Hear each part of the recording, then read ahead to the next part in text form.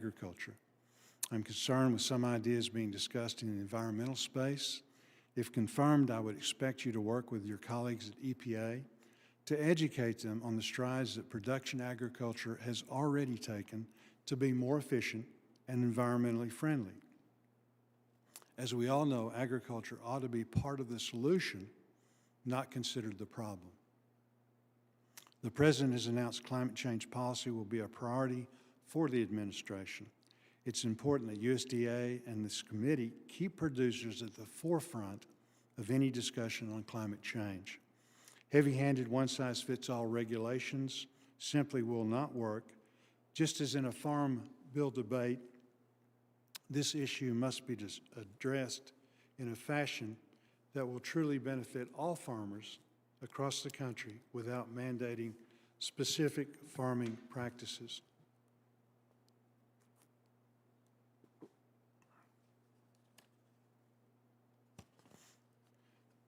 In Arkansas, our farmers have been conserving water by implementing innovative irrigation techniques, converting to surface water irrigation rather than pumping groundwater from the aquifer. Farmers have also improved soil health with cover cropping and minimum tillage, while our ranchers have taken on rotational grazing. These efforts should not be ignored during the policy debate on climate change. Trade is another active issue where your strong voice is needed.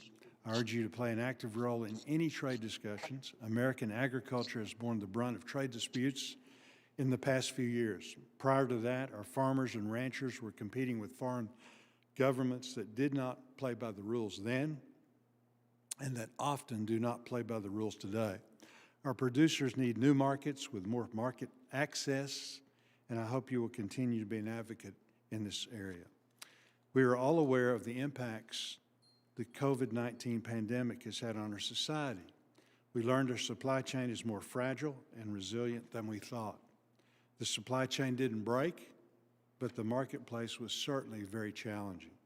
We need to consider options to make the supply chain even more resilient. In the future, we need to have the ability to respond to these types of black swan events. Unfortunately, we must assume that it is not a question of if another pandemic will occur, but rather when. With the latest package of COVID relief signed into law in December, it is imperative that CFAP assistance gets to those most in need. The Biden administration has announced a 60-day review of some of this assistance while advocating for an additional $1.9 trillion to be passed by Congress. It seems to me that if time is of the essence and the department should move swiftly to deliver that much needed assistance that has already been provided.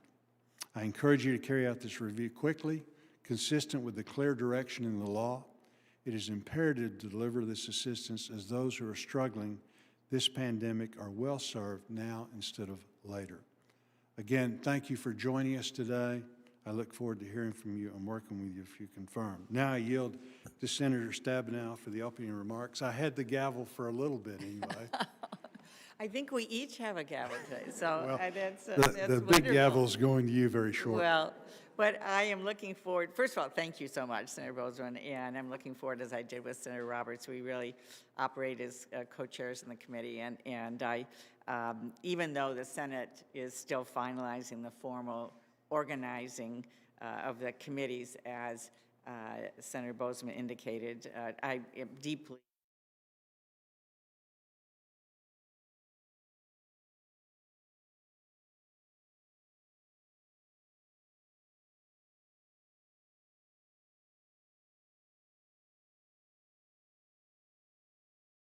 of bipartisanship, so very much appreciate it.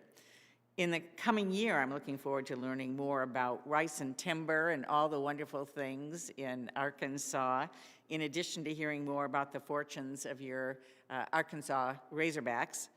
And who knows, maybe my Spartans and your Razorbacks will meet in the NCAA tournament at some point, who knows.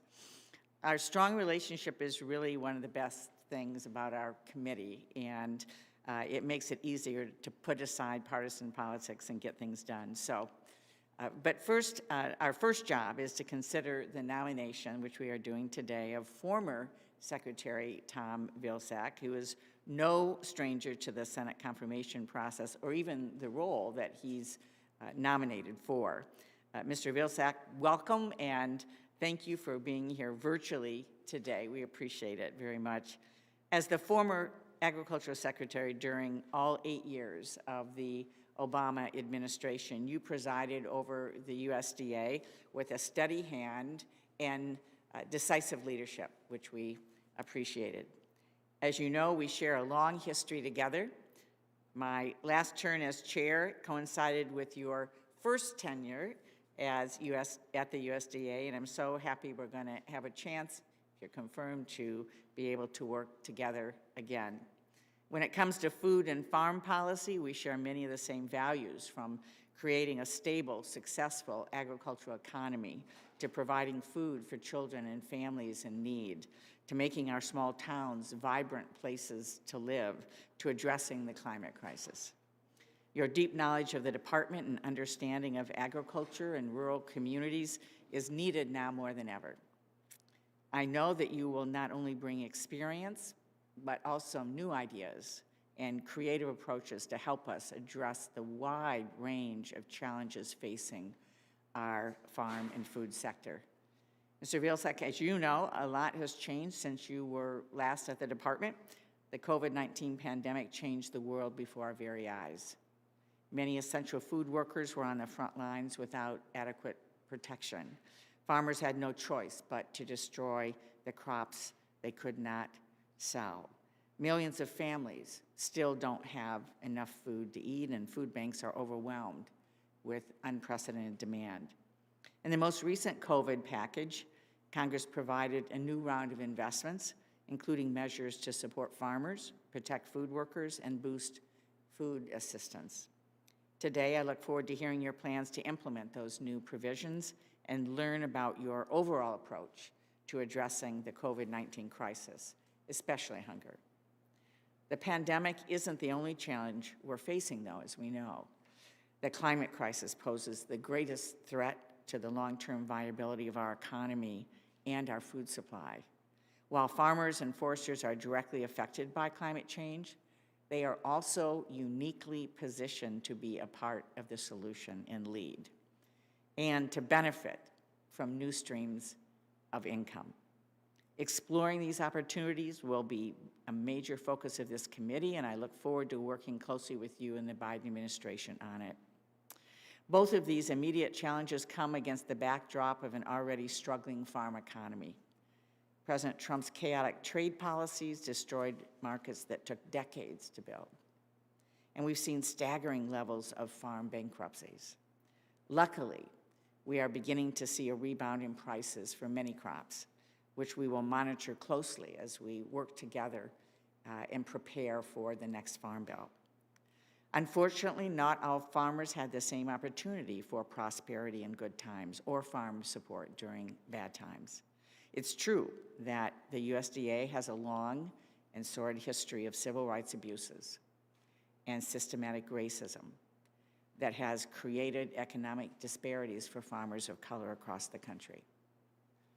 It's unacceptable, and it's long past time to address this head-on, and I know you agree.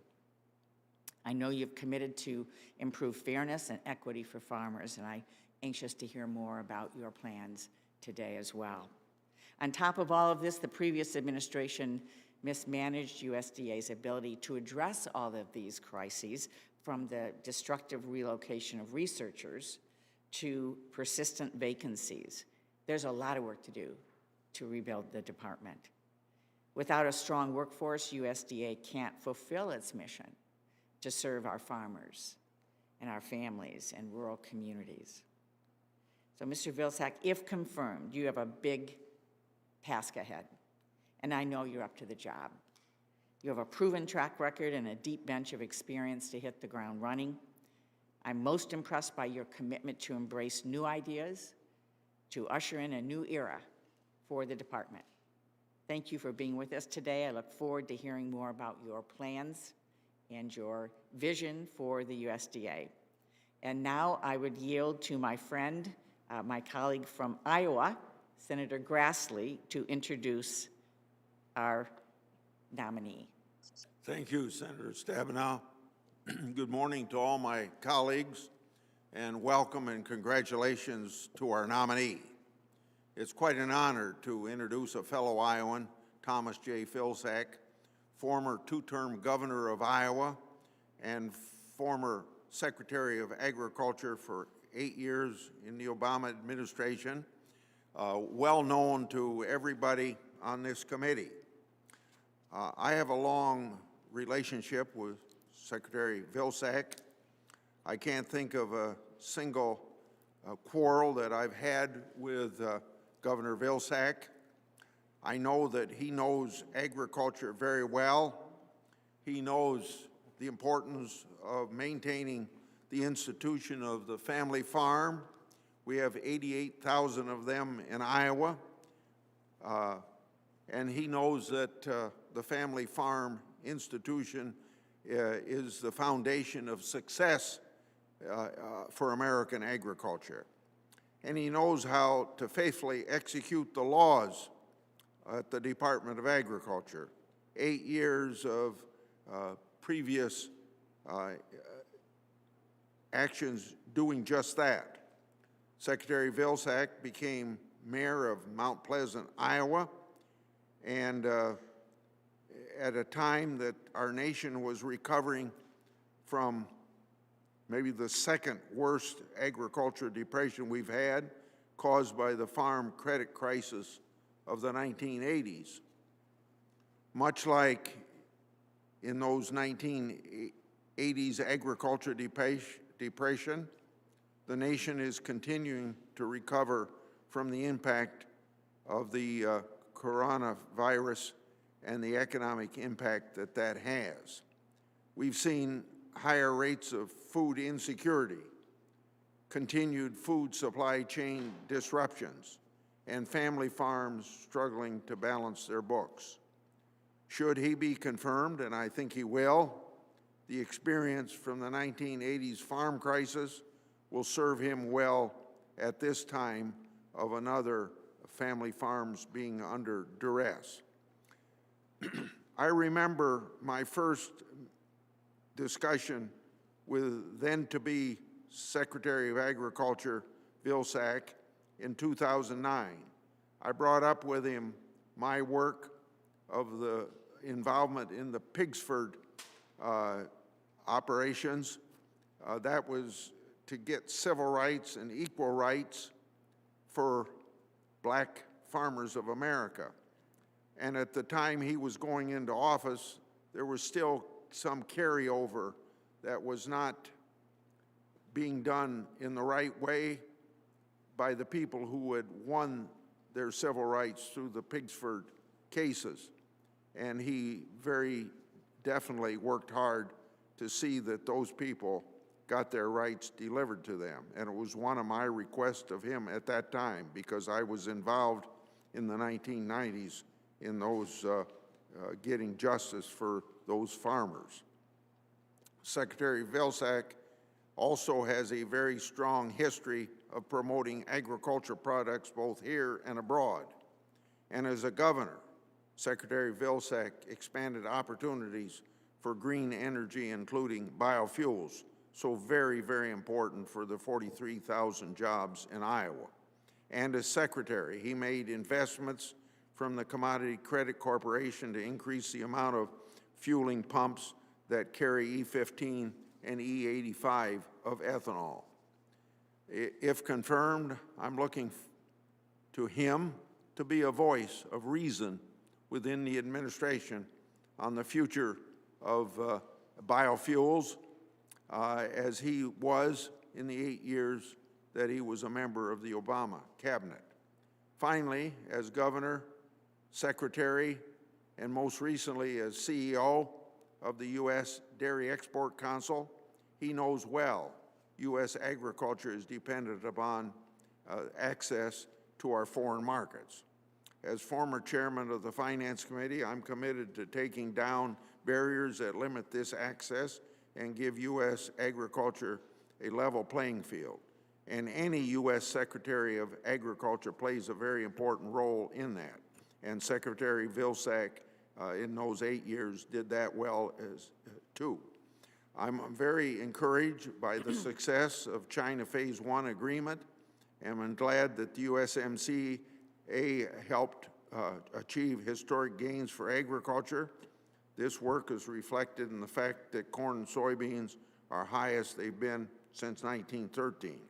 By the way, Secretary Vilsack, in his position as CEO of that U.S. Dairy Export Council, had a news conference with me in Des Moines, Iowa, on the necessity of getting the USMCA passed. So even as a private citizen, he was working very strongly for export of our products. I'm looking forward to working with Secretary Vilsack to increase foreign market access so that our high-quality crops and livestock can be sold across the world. I often say that only 2% of the Americans that farm provide for the other 98% of the Americans, and they do it without a lot of appreciation. If confirmed, I know that Secretary Vilsack will continue to work for the family farmer and spotlight their contributions to agriculture and society. As an Iowan, that's part of his nature, just naturally, going way back to his being a lawyer in the small county seat town of Mount Pleasant, Iowa. Please know that you have an open door to my office, Secretary Vilsack, if you or your staff need a helping hand in any of the missions that confront you, and particularly those that confront all Americans because of the coronavirus. I urge all of my colleagues to favorably report your nomination out of committee as soon as possible. It's necessary to get your confirmation through the floor of the Senate very quickly as well. Congratulations, Senator Vilsack, or Secretary Vilsack. Well, thank you very much, Senator Grassley. Mr. Vilsack, I have two things next to address. First of all, to administer an oath we have to do for all nominees. So please stand and raise your right hand. Do you swear or affirm that the testimony you're about to provide is the truth, the whole truth, and nothing but the truth, so help you God? I do. Thank you. And secondly, do you agree that if confirmed, you will appear before any duly constituted committee of Congress if asked to appear? I will. Thank you very much. Well, welcome again, and we look forward to hearing from you, and your testimony, as you know, will be made a part of the record in its entirety, so you may proceed as you desire. Welcome. Thank you, Senator Stabenow, and thanks to you and Senator Bozeman for the opportunity to appear today virtually and for the committee's indulgence. And I want to thank my senator, Senator Grassley, for those kind remarks, and certainly for his long-time service to the people of Iowa and the country. He is someone that I have a great deal of admiration for, and I appreciate the fact that he took time to introduce me to the committee today. And it's not lost on me, ironically, that this is Groundhog's Day. And I realize that I'm back again, but I also realize that this is a fundamentally different time, and I am a different person, and it is a different department. And I think we have to recognize that going into this process. When I was getting involved in politics, I followed Robert Kennedy and sort of modeled my views after his, and he often challenged us to think about why not. He used to quote the quote that some people look at things as they are and say why, and others dream of things that never were and say why not. I think we are faced today with a number of why not opportunities and moments in agriculture, in the food industry, and in rural America. Clearly, COVID is on the minds of everyone, as it should be. And the Department of Agriculture has a responsibility to aggressively promote the nutrition assistance that you all have provided, and they have begun to do that in the last week to 10 days. We also, as Senator Bozeman indicated, have to review the additional relief that's been ordered by Congress and try to get that into the hands of farmers, ranchers, producers, and those in rural America as quickly, efficiently, as effectively as possible. We need to make sure that our workers, our essential workers on the line, in the farm fields, in processing facilities and alike, are protected and recognized as the essential workers they are. And we certainly need to work collaboratively with the Congress and others to build back the rural economy in better shape than it was before the COVID crisis. But there, I think, are four why not moments that I'd like to briefly address to the committee before taking your questions. I think we are at a why not moment with reference to the climate change. I think there's an opportunity for us to create new markets, incentives for soil health, for carbon sequestration, for methane capture and reuse, by building a rural economy based on biomanufacturing, protecting our forests, turning waste material into new chemicals and materials and fabrics and fibers, creating more jobs in rural America, creating greater farm income stability, and also reducing emissions. I think we face a why not moment with reference to food security that plagues millions of financially distressed children, seniors, and families. And also a why not moment on nutrition insecurity that causes millions of Americans, especially people of color, to cope with obesity and diabetes and other chronic diseases. I think we can create a food system that makes healthy and nutritious food more available, more convenient, and more affordable to all Americans. We are in a why not moment in terms of the openness and competitiveness of our markets. The reality is we lack openness, fairness, and competitiveness, and resiliency, as the COVID-19 crisis has shown, in many of our agricultural markets. I think we can strengthen the rules and laws designed to promote openness and fairness. I think we can support more marketing and processing opportunities and facilities throughout the country that will help to create jobs, greater resilience, and more competitiveness in our food system. And finally, as Senator Stabenow has indicated, we need to fully, deeply, and completely address the longstanding inequities, unfairness, and discrimination that has been the history of USDA programs for far too long, to a future where all are treated equitably, fairly, where there is zero tolerance for discrimination, where programs actually open up opportunity for all who need help and lift the burden of persistent poverty for those most in need. And I'm happy to talk to the committee in great length about the plans to do just that. I recognize the unprecedented challenge that we face with COVID, and while pursuing these why not opportunities, will not shirk the duties and responsibilities of the department connected to COVID relief and recovery, as well as all of our other responsibilities. I look forward to working collaboratively with you on the committee, if confirmed, to state and local leaders, the private sector, the philanthropic sector, and hardworking and the dedicated team at USDA to make a brighter and better future possible in rural America for farmers, ranchers, producers, and those who live, work, and raise their families in rural communities. It is the faith that President Biden and Vice President Harris have placed in me, the confidence they have in us working together that can make a real difference to the country, and especially in rural America. And I look forward to the opportunity to work with all of you and to respond to your questions today. Thank you so much. And we will begin a round of 5-minute questioning, and starting with, I will toss it back to Senator Boozman. Thank you very much.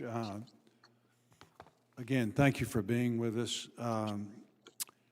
I'd like to talk a little bit first about trade. Our farmers and ranchers depend on strong relationships around the world. Expanding market access, ensuring that our producers have a level playing field free from non-tariff barriers is certainly critical. In the 2014 Farm Bill, Congress mandated the U.S. Department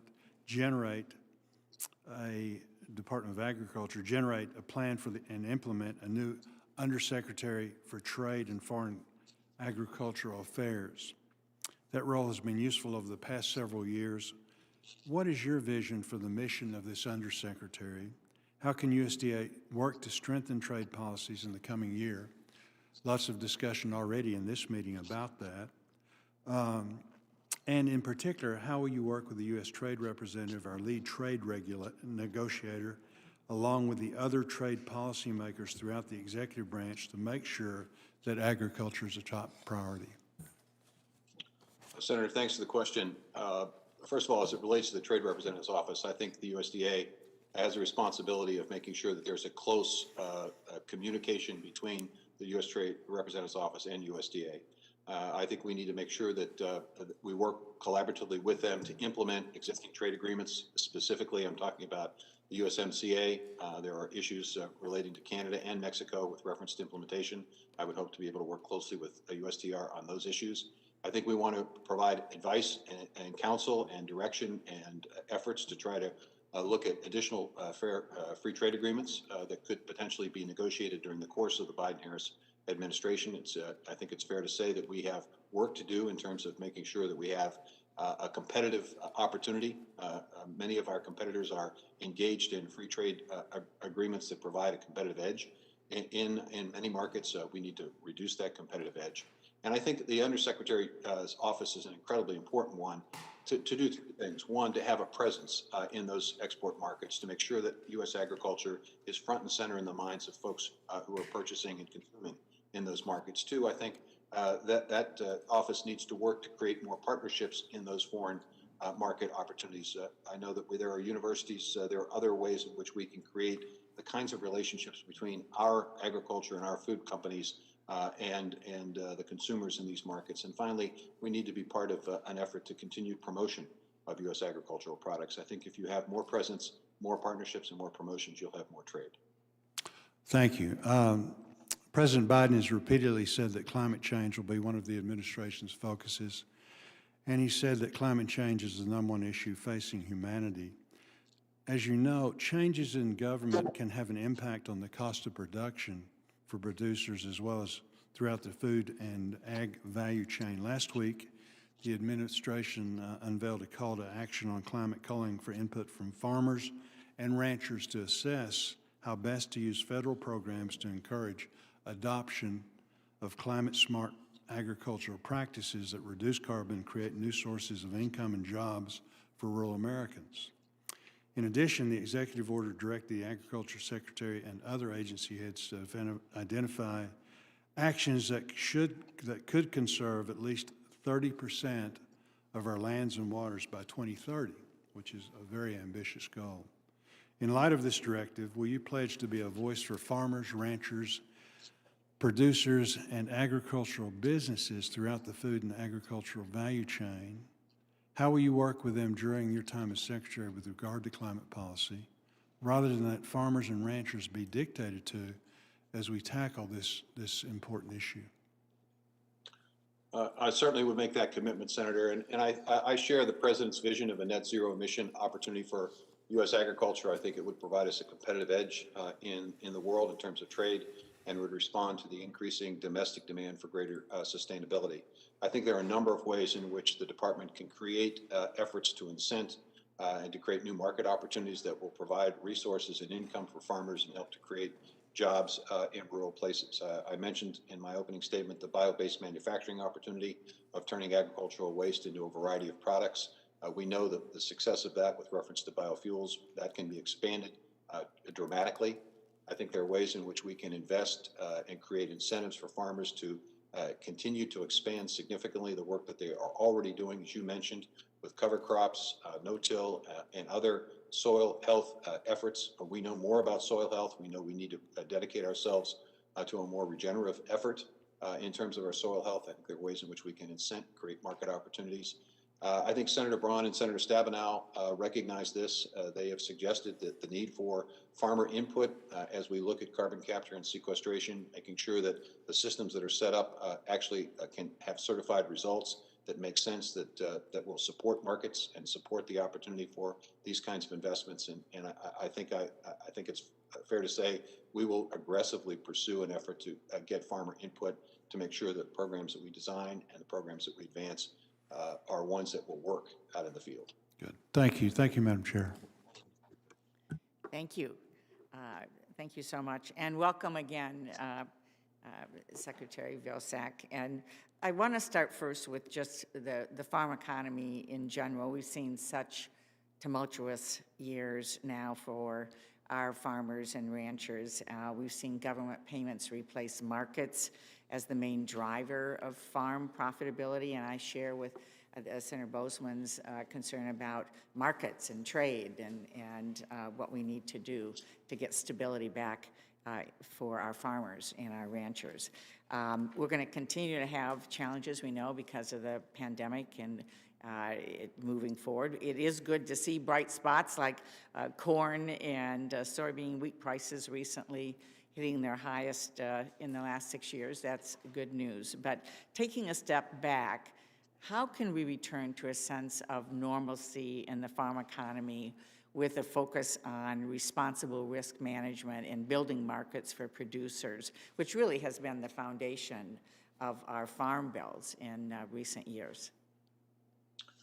Senator, that's an incredibly complicated question, and I'll do my best to try to respond in a short period of time. It indeed starts with markets. Historically, we've obviously looked at export market opportunities. Anywhere from 20 to 30% of what's produced in this country gets exported. So clearly a stable, secure trade policy that doesn't create havoc in the market, that doesn't put us at a competitive disadvantage would be helpful in terms of our ability to sell product overseas. Expanding market opportunities in new market, I think Southeast Asia is an opportunity. I think eventually over time we're going to see potential opportunities in Africa. 1/2 of the world's increased population is liable to come in the next 15 years in that single continent. So we want to obviously be engaged in trade opportunities there as they evolve. Certainly our competitors are doing that. But it's more than just export markets. It's growing markets here domestically. By investing in a robust local and regional food system that creates market opportunities for small and mid-sized producers so they can negotiate their own price. We began that process in the Obama administration, but I think there's much, much more work that could be done in that space. It's about creating new markets that have never been developed before. Carbon sequestration and storage, if done the right way. The opportunity for methane capture and reuse, if done the right way. The development of bio-based manufacturing that creates new market opportunities for agricultural waste, if done in the right way, can all create a more stable farm income and economy, and can also help to create and support the jobs that many farm families need as well in rural places. It's also about making sure that we have a safety net that operates. I mean, our farmers are definitely more interested in markets than they are aid, but there are times and circumstances that it requires significant investment by the government. We need to be prepared to do that. We need policies and programs that allow and enable that. And we need, obviously, a strong crop insurance program that provides protection in the event that Mother Nature simply won't cooperate. So it's all of that and probably much, much more. But well, thank you. Yeah, that's a very comprehensive answer in a few moments, and I couldn't agree with you more on all of those points. And I wondered if you could just take a moment to go a little bit more specific in the climate arena.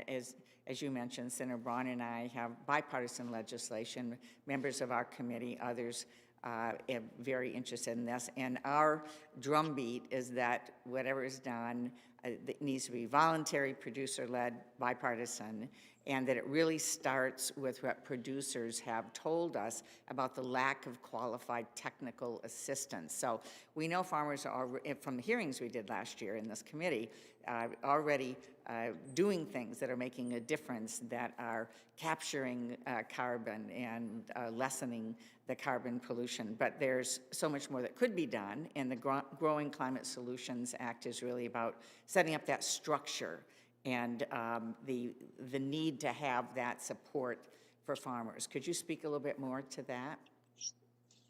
With your permission, I think there are many proposals contained in what you and Senator Braun and others have proposed that could be essentially implemented administratively. For example, putting together an advisory group of farmers that would give us a better understanding and appreciation of how to structure a carbon sequestration, a carbon bank effort, making sure that we can, in fact, adequately measure and quantify the results that can be obtained by farmers, making sure that the benefits of whatever program we devise and develop accrue to the benefit of farmers and not necessarily to third parties, making sure that we promote the development of ecosystem markets that create those revenue sources for farmers, making sure that our conservation programs are structured and designed in a way that encourage and incent the kind of activities we know make a difference. Our soil is precious. We need to make sure we're investing in soil health. And we also, frankly, need to up our game on research. There are ways in which root systems of crops can potentially be designed in a way that will sequester more carbon we ought to be exploring that. We ought to be looking at ways in which we can increase market opportunities for greater storage. I think agriculture has as its is probably the first and best way to begin getting some wins in this climate area. I think farmers are prepared for it. Farmers are anxious to do it. If it's voluntary, if it's market-based, if it's incentive-based, I think you will see farmers, ranchers, and producers cooperate extensively. Thank you. I couldn't agree more, and I know there's a number of different bills that we will want to be looking at as well, Senator Thune and I, and looking at expanding the soil health demonstration project and cover crops and a whole range of things. So I think that's really an opportunity for agriculture, forestry, and others to really lead, show folks how to be able to do this right. So thank you very much. All right. We have, I'm just looking here, Senator Ernst was next on the list. I believe she is not here. She's not virtual, correct, at the moment? So, so Senator Hyde-Smith.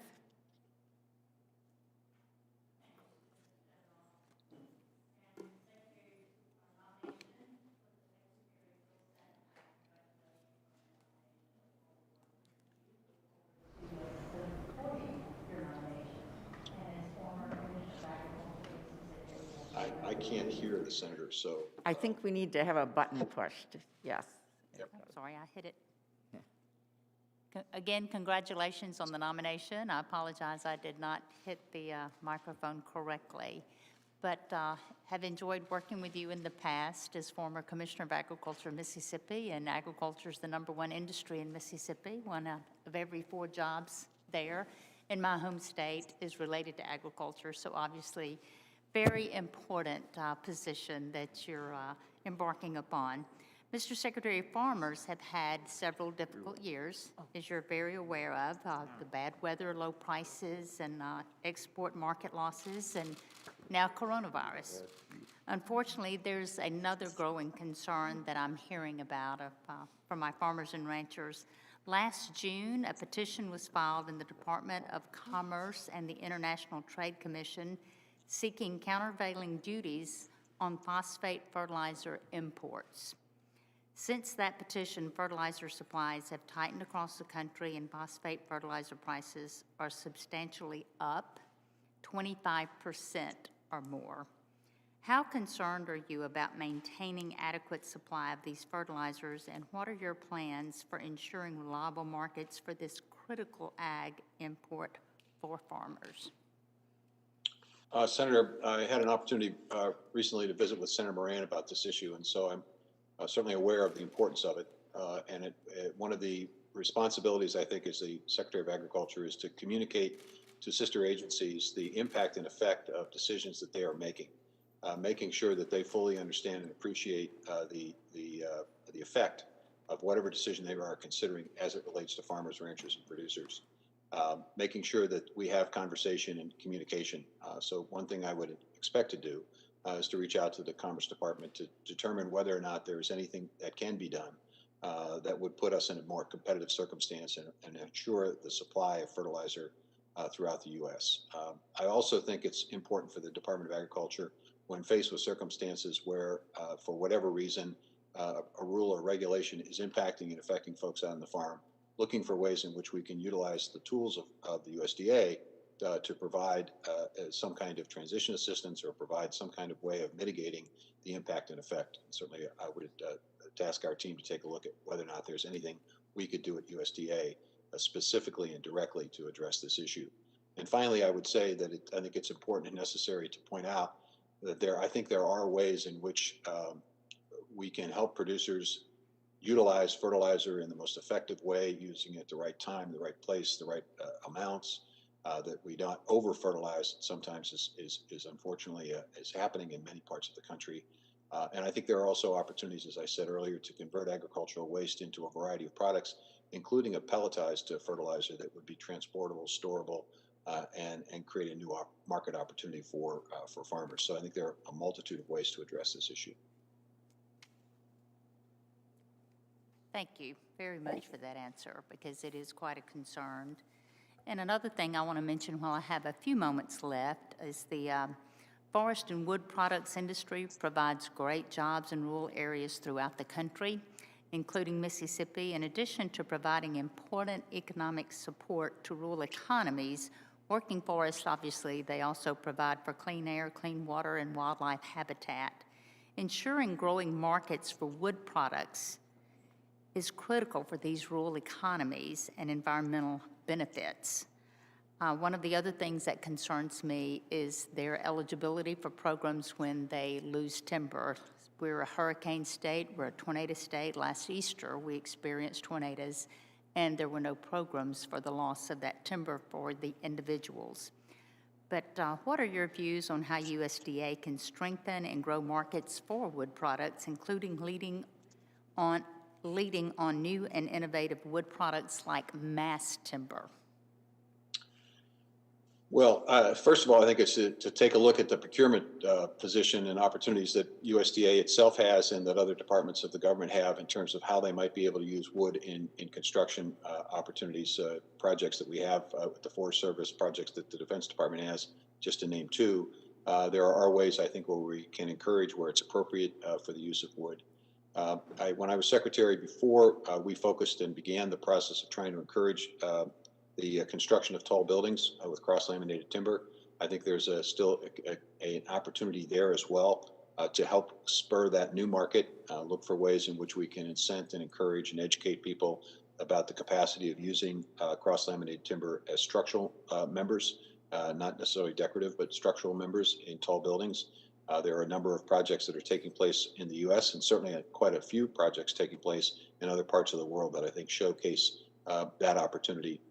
There are also potentially biomass opportunities in terms of energy production as we look at renewable fuels. The challenge here, Senator, and I think it's important, is that we want to be able to figure out how to use this wood. We want to be able to preserve the carbon that's in the wood. As we know, we've had horrific forest fires, which is not necessarily the issue in Mississippi, but it is in other parts of the country. And to the extent that we can better manage our forests, better provide opportunities for markets, we can reduce that risk of forest fires and we can keep that carbon stored for a lot longer. Again, congratulations, and thank you for answering my questions. Thank you very much. And if I might just, as an aside, say, Senator Highsmith, I'm looking forward to working with you on the issue of timber. Michigan State University just built its tallest multi-floor building and is really doing a lot of research around this as well. So look forward to working with you on that. Senator Brown, I believe, is joining us virtually. Senator Brown. Excuse me, I'm sorry. No, we are Senator Klobuchar.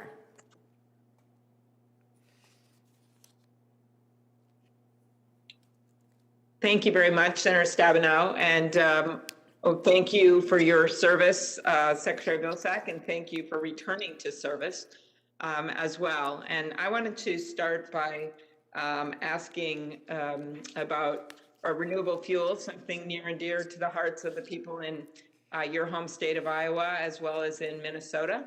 And just what's happening, as you know, at the end of last year, there were in last administration, some very bad decisions made from my perspective by the administration about waivers to oil companies. And we've had 150 ethanol plants that have shut down in our country or operated in lesser capacity.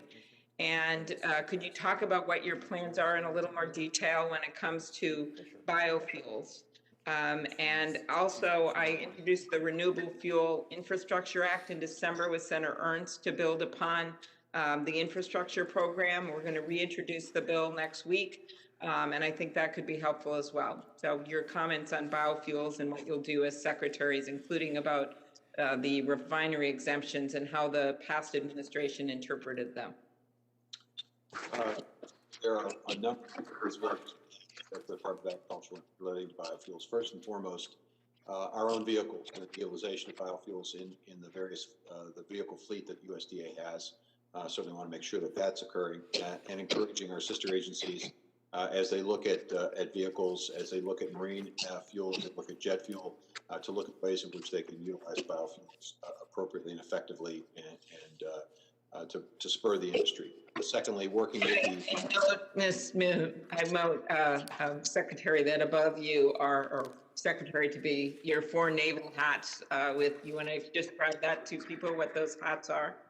Well, 3 of the hats are from ships that I was on that were being refueled with biofuel. And it was an amazing experience being in the middle of the Pacific Ocean and watch the refueling process. And the Navy was basically, with their new Green Fleet, making a commitment to biofuels. I think marine and aviation fuel are the future for biofuels, and I think we need to figure out ways in which we can encourage that. We obviously, the USDA Secretary closely with his or her partner at EPA to make sure that folks at EPA fully understand and appreciate the benefits of this industry in terms of jobs, in terms of the environment, in terms of life cycle analysis. This industry has made great strides in becoming much more environmentally friendly than it was at the beginning. And sometimes I fear that we're still working off of old research. New research would suggest and indicate that this is an industry that is providing environmental benefits, cleaner air, for example, and making sure that as they make decisions relative to the renewable fuel standard, that they are consistent, with the rule, they're consistent with the law. The waiver system was designed for small refineries that were having trouble and difficulty. It was not designed for large-scale refineries that are owned by Exxon and Chevron to receive a waiver. So I would hope, and will certainly strongly urge EPA to go back to a day when those waivers are very, very, very infrequently granted. And then finally, I think there's a way in which we can utilize USDA resources and work with Congress to increase those resources to build out the infrastructure to make it easier for higher blends to be available to consumers. Why? Because at the end of the day, consumers benefit. They have less expensive fuel. They have a cleaner burning fuel. They have a fuel that's better for the environment. And as we look at the future, I think biofuels continue to play a role in reducing emissions and providing job opportunities in all parts of the country. Thank you. I know I just have 2 last questions here. You earlier discussed some issues with Senator Stabenow about climate and environmental issues. I know it's going to be one of your focuses, and I believe, like so many on the committee do, that farmers should be a major part of this. And one of the ways you do that, in addition to the sequestration that I heard you talk about, is getting the data and making sure we know how best practices work, things like cover crops. I happen to know, having spent some time in Iowa, that there was a pilot program in your state about that. Could you, Senator Thune and I had this bill called the Agriculture Data Act to better get more information and data for our farmers. And do you agree that research and data are important tools? And can you commit to finish the pilot program and examining the additional research opportunities that we could use data with? And the USDA is so important on that front. Certainly agree that data and research is important. And as I said earlier, I think we need to up our game as it relates to the data and research in this area. Happy to take a look at the pilot and figure out ways in which that can be assisted and ways in which potentially the benefits or the information from that pilot can be distributed throughout the countryside and to the extent replicated. One of the keys with cover crops is creating market opportunities for those cover crops. It's one thing to ask farmers to essentially put the cover crop on there for soil health. It's another thing when we're asking them to incur an additional expense. So I would hope that we'd be able to figure out ways in which we could mitigate the impact financially at the same by creating new markets or creating ways in which they can be incented or encouraged to do more cover cropping. Thank you. And last, Senator Cornyn and I included a provision in the 2018 Farm Bill creating a national animal vaccine and veterinary countermeasures vaccine bank and a program involving preparedness, as we've seen from this pandemic, which hasn't hit our animals in any big way, but it's sure hit a lot of people. What are your plans for implementing and improving animal disease preparedness and response policies at USDA? I think it's fair to say there's a recognition that animal health and human health are connected. And we have to understand this is a one health system, and we need to make sure that we are in a position to first and foremost be able to detect more quickly at the farm gate when there's a problem so we can respond more quickly. We need to make sure that we have in place appropriate quarantine efforts. We have to make sure that we have in place the ability to to identify the problem as quickly as possible. And to your point, there needs to be the capacity to produce the vaccine and or store the vaccine to be able to respond quickly. Because the reality is, if we don't respond quickly, there is not just the risk to animals and to the markets, but there's also risk to people. And I think we have to understand the interconnection between the two. Thank you very much. And I'll ask my questions on the record on Cuba. You and I share an interest in continuing to work on production issues and trade with Cuba, as well as broadband and the CRP program. So thank you very much. Thank you very much. And we will now go to Senator Hoeven. And I do want to indicate, because we have members that are joining us virtually as well as in person, if you step away virtually, make sure that we know you're back. We don't want to have you lose the ability to be able to ask your questions and so on. So we want to make sure we know who's with us. So Senator Hoeven. Thank you, Madam Chairman, and greetings, Secretary Vilsack. Appreciate the opportunity we've had to work together as governors and during your first stint as Secretary of Agriculture, and I look forward to working with you in the future as Secretary of Agriculture on behalf of our great farmers and ranchers, the best in the world. Recently, USDA froze more than $2 billion of the CFAP funding. Are you committed to continuing to get that funding out and then following the directives in the legislation that Congress included? I am, Senator. I hope that you understand and appreciate the fact that any new administration needs to have an opportunity to fully understand and appreciate exactly what has taken place with reference to that fund, what commitments have been made, what commitments have already been embraced. We just simply need time to have a better understanding of where that is. It is not designed for anything other than to give me, if I'm confirmed, a better sense of that program.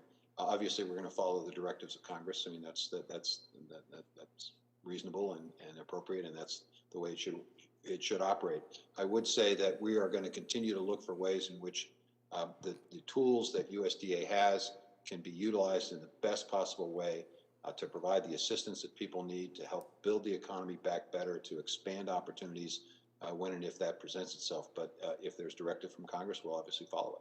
Two I particularly worked on are both the WIP Plus and making sure that we had follow-on funding to finish out the full intent of the WIP Plus funding, and then also QLA, Quality Loss Adjustment, something that I included both language and funding for, and would ask that in particular, as you work on those, that you would coordinate with our office. Happy to work with your office, and also would encourage us to provide input that we can make sure that the folks at the local level fully understand and appreciate exactly how these programs are supposed to work. I've received some indication from folks that maybe there's a disconnect between what's happening on the ground and what the intent was. We want to make sure there is consistency there. And to the extent that you can provide help and assistance to give us direction and instruction so our local folks know exactly what they need to do, that would be helpful, Senator. Thank you. I appreciate that. We will do that. And also on Precision Ag, the RISE program, something I mentioned when you and I talked earlier, we've actually secured 2 rounds of funding for that. I think there's about $10 million. That's a new program. It's going to be great for Precision Ag, same thing. And if we could have that same approach on RISE, I would greatly appreciate it. Well, absolutely. And I'm glad to see that you all have made the decision to focus and invest in this area, because as we deal with climate, as we deal with increased productivity, as we deal with farm income, and as we encourage soil health, precision agriculture becomes an important consideration. But to the extent that we can invest in it, learn from it, I appreciate it. Yeah, and RISE is Rural Innovation Stronger Economy. I use the acronym, but I think this is exactly the kind of thing that can have a very big impact, and I know you share that enthusiasm, and I appreciate that very much. On the carbon capture, we've talked about it a lot. I'd just like to emphasize, and of course I'm certainly willing to work with our chairman. She's, I know, a strong leader in that area, and our ranking member. He and I work close on everything. But it has to be farmer friendly. Has to be farmer friendly. Could you respond to that? Well, I think there is a concern that a carbon sequestration bank would potentially benefit investors or benefit third parties It has to be structured and devised and designed in a way that the principal beneficiaries are farmers. Why? Because we want them to do this. We want to encourage it. We want to incent it. Why do we want that? Because it's a quick win in terms of climate change. And I think the farm economy, or the farm community rather, is really ready for this. There have been conversations in every major commodity group about this. There is a commitment to proceed forward. Farmers know how to do this. We need to embrace them and encourage them and incent them. And so whatever system we devise, whatever incentive program, whatever program we put together, it's got to be, there has to be farmer input, and it has to, at the end of the day, benefit farmers. And if it does, I think there'll be wide adoption of it. As formerly chair on AgriProps, now ranking member, we work with the CCC, and the first priority of the CCC has always been funding the farm programs.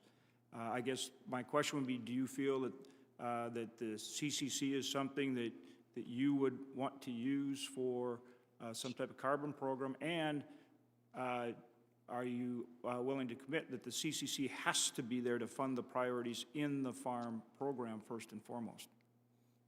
The first responsibility of the Commodity Credit Corporation is to make sure that the Farm Bill programs are adequately, fully, and timely funded. Good.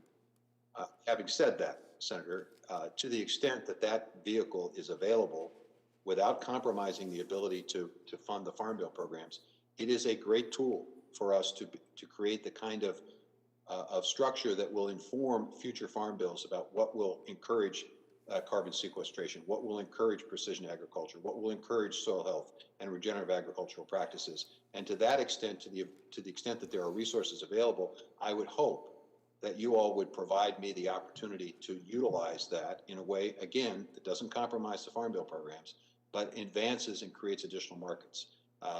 Secretary Perdue had great flexibility, appropriately so, under the current COVID situation. I would ask for the opportunity to use that flexibility appropriately, effectively, and smartly to create the opportunity for you as you put together the next Farm Bill to understand what works and what would be helpful in terms of programs. We did use it to help with the trade, and I am encouraged. We are seeing more trade now, and we've seen some help there in terms of prices. I hope that continues. We know our producers want markets, and that's what we're all after. Two kind of final questions. I'll be quick. One is, we've got to do more for our livestock producers.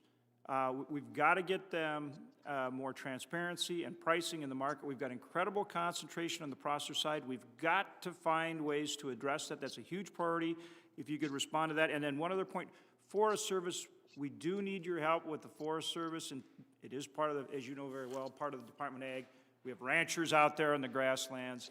We need your commitment to help with those ranchers out in the grassland. So if you could just finish with responding to those two issues. In 30 seconds. Yeah. And I apologize, Madam Chairman, for going over. Yeah. We'll work collaboratively with farmers and ranchers in terms of access to forest land.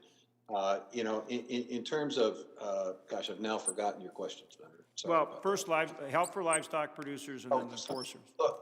Look, there's no question. We need to strengthen the laws that are designed to create more openness and more transparency and more price discovery. No question about that, but that's not enough. I think we need alternative processing opportunities. Why? Not just from the competitive standpoint, but also from a resilience standpoint.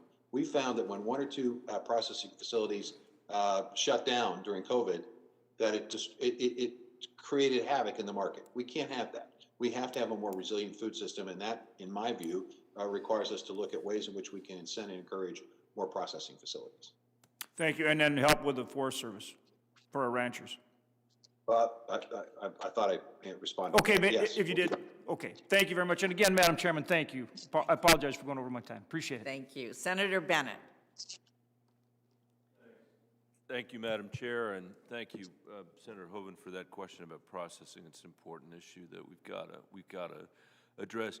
Mr. Secretary, thank you for your willingness to serve and for your family's willingness to sacrifice. We deeply appreciate it, and I'm very grateful that you're back. As I think you know, our national forests are an essential part of our infrastructure throughout the West, providing water for our cities, sustaining agriculture, and driving our outdoor recreation economy. I want to say to the members of this committee, in case you know them, This infrastructure is as important to our country as the Lincoln Tunnel is to Chuck Schumer and to New York. And as you noted in your testimony, they also provide some of the best carbon capture systems that exist. Yet we're still not managing our forests like the critical infrastructure they are. And with climate change driving hotter and drier conditions, we're experiencing more catastrophic wildfires across the West, including the 3 largest in Colorado's history last year. Just in the last 3 years alone, NOAA tells us that this country spent these fires cost our country $46 billion, and that doesn't even include the economy, that doesn't even include health. $43 billion up in smoke in 3 years. And Mr. Secretary, that's why I recently introduced a bill that would set aside $60 billion and partner with our state and local governments to get this critical forest restoration work done across the West. I wonder if you could talk a little bit about what your priorities are going to be for the National Forests ahead, what it would mean to the Forest Service, what they could achieve in terms of wildfire risk, jobs, and avoiding costs if we actually did what's required, and what we should honor. These are national forests in our states. Senator, when I hear folks talk about infrastructure, then invariably there is a discussion about roads and bridges and locks and dams and ports and airports, all of which are incredibly important, and we absolutely require significant investment in improving the infrastructure of this country so we remain competitive in a global market, and that we can provide safe and secure access for the people of this country. But I wonder why we don't also include the forests in that conversation, because to me, they represent a major infrastructure for the country. You mentioned carbon sequestration. The reality is clean air directly connected to forests.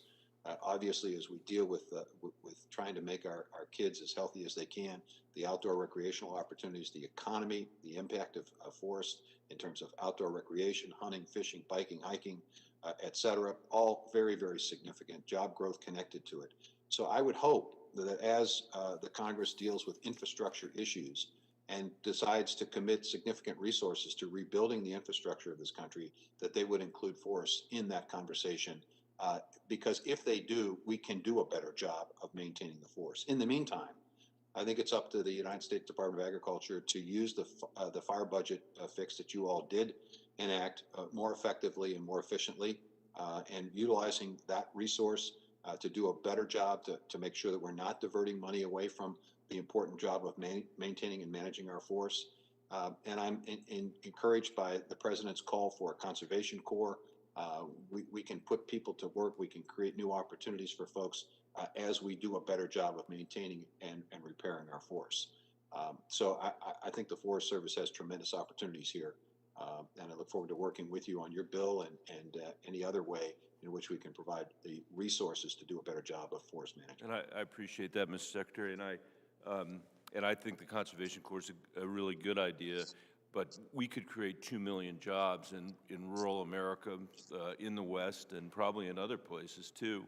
And in many communities that are facing a transition away from fossil fuels, this would create a real opportunity to drive incomes and drive jobs.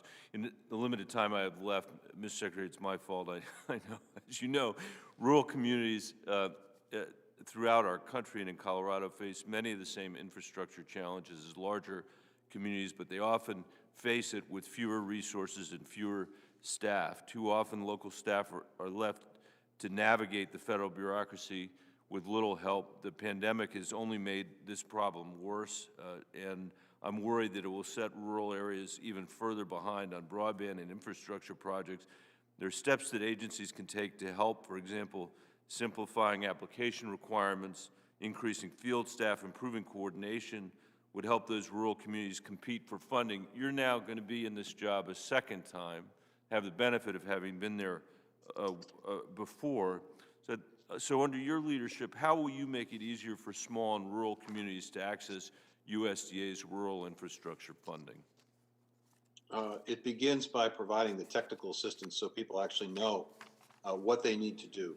We put together in the previous administration a thing called Strike Force, which was designed to provide a partnership between community building organizations and the USDA to create area opportunities in persistently poor areas of the country for investment of all of our programs, not just our rural utility service programs, rural business development programs, all of our programs.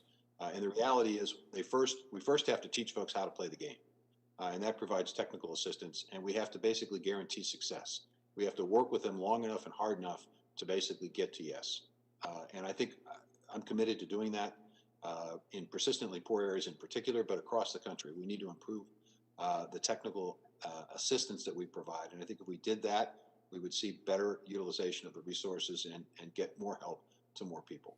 Thank you, Mr. Secretary. I'm over time, but I would say Senator Bozeman mentioned that the President's executive order directs the Secretary of Agriculture to collect input from farmers and ranchers to use federal programs to encourage adoption on climate-smart agricultural practices. We've been having a series of meetings in Colorado with farmers and ranchers for the last several years who are adapting to drought, communities dealing with reduced snowpack, and local elected leaders who are facing these rising costs of wildfire that you and I were just talking about. And so, Mr. Secretary, I would like to invite you to come to Colorado at your soonest opportunity to begin to have those listening sessions on climate. We'd roll a red carpet out for you. Senator, to that opportunity. Okay, the red carpet with Senator Bennett. Okay, we're not sure exactly what that means in Colorado. I would come, yes, all right, Senator Bozeman, we're going to go to Colorado they're going to roll out the red carpet. This is good. This is good. So, Senator, all right, thank you. Senator, I think it means an opportunity for me to see my grandson, granddaughter, son, and daughter-in-law. I think That would definitely be the red carpet. That would definitely be. So, thank you. Well, at this moment, I don't believe we have present a Republican colleagues, at least at this moment. And so Senator Brown was next on the list, so I'm not sure we have him with us either. You do. Oh, we Thank do. you. Senator Brown. Yes, Thank you, Senator Stabenow. If I call you Madam Chair, and I appreciate the generosity of Senator Bozeman in doing this flip that is inevitable and I believe will happen tomorrow, but thank you for doing that. Secretary Vilsack, good to see you again remotely before the committee. I appreciate our meeting of a few days ago. Thank you for that. We know this, we've seen this pandemic as the great revealer in so many ways, how vulnerable people are and how much suffering there is out there and why we need another package to help the American public. It's not just to fix the economy, it's to relieve suffering for so many people. The Dayton mother who needs SNAP benefits to put food on the table, the worker not too far from your home state, the workers in Sioux Falls at the meatpacking plant who have to choose between a paycheck and safety at the workplace. Always important to understand these essential workers are people who, as one essential worker said to me, and I don't feel that essential, I feel expendable. They don't pay me much and they don't protect me in the job. And that's up to you and up to the DOL and up to this government, something we haven't seen happen in a while. So my question is this: how do we improve coordination between means tested programs so that women and children already WIC eligible are actually receiving the benefit? We know that take-up's not as high as it should be. I know you struggled with that before. What do we do to make that work? Well, two things. I think the USDA needs to do a better job of educating people about the existence of the program, and I think we need to figure out creative ways to get folks interested in WIC, in addition to the nutrition opportunities. Let me give you an example. There's a program that is operating in 12 states called Count the Kicks. It's a way of basically preventing stillbirths by counting the kicks. If we have things like this that are also tied, educational opportunities that are also tied to WIC participation, maybe we get a broader awareness. This would be particularly true in communities of color, to basically get that, because they have much higher stillborn rates than among white moms. So the opportunity here, I think, is to create ways in which people see multiple benefits from programs. Secondly, I think it's important to get state and local leaders engaged in this as well. I think governors, I think mayors, I think state representatives, state senators have a responsibility to make sure that people are aware of programs, aware how to get involved in programs.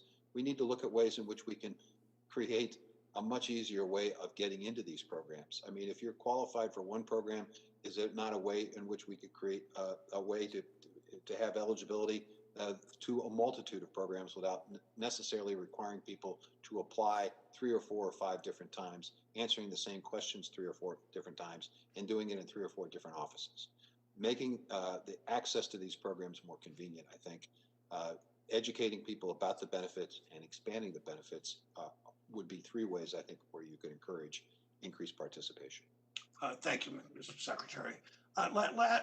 You came out and during your time with the Obama administration were very helpful in helping us with algae bloom, helping us combat algae blooms in the western basin of Lake Erie, the shallowest of the Great Lakes, as you know.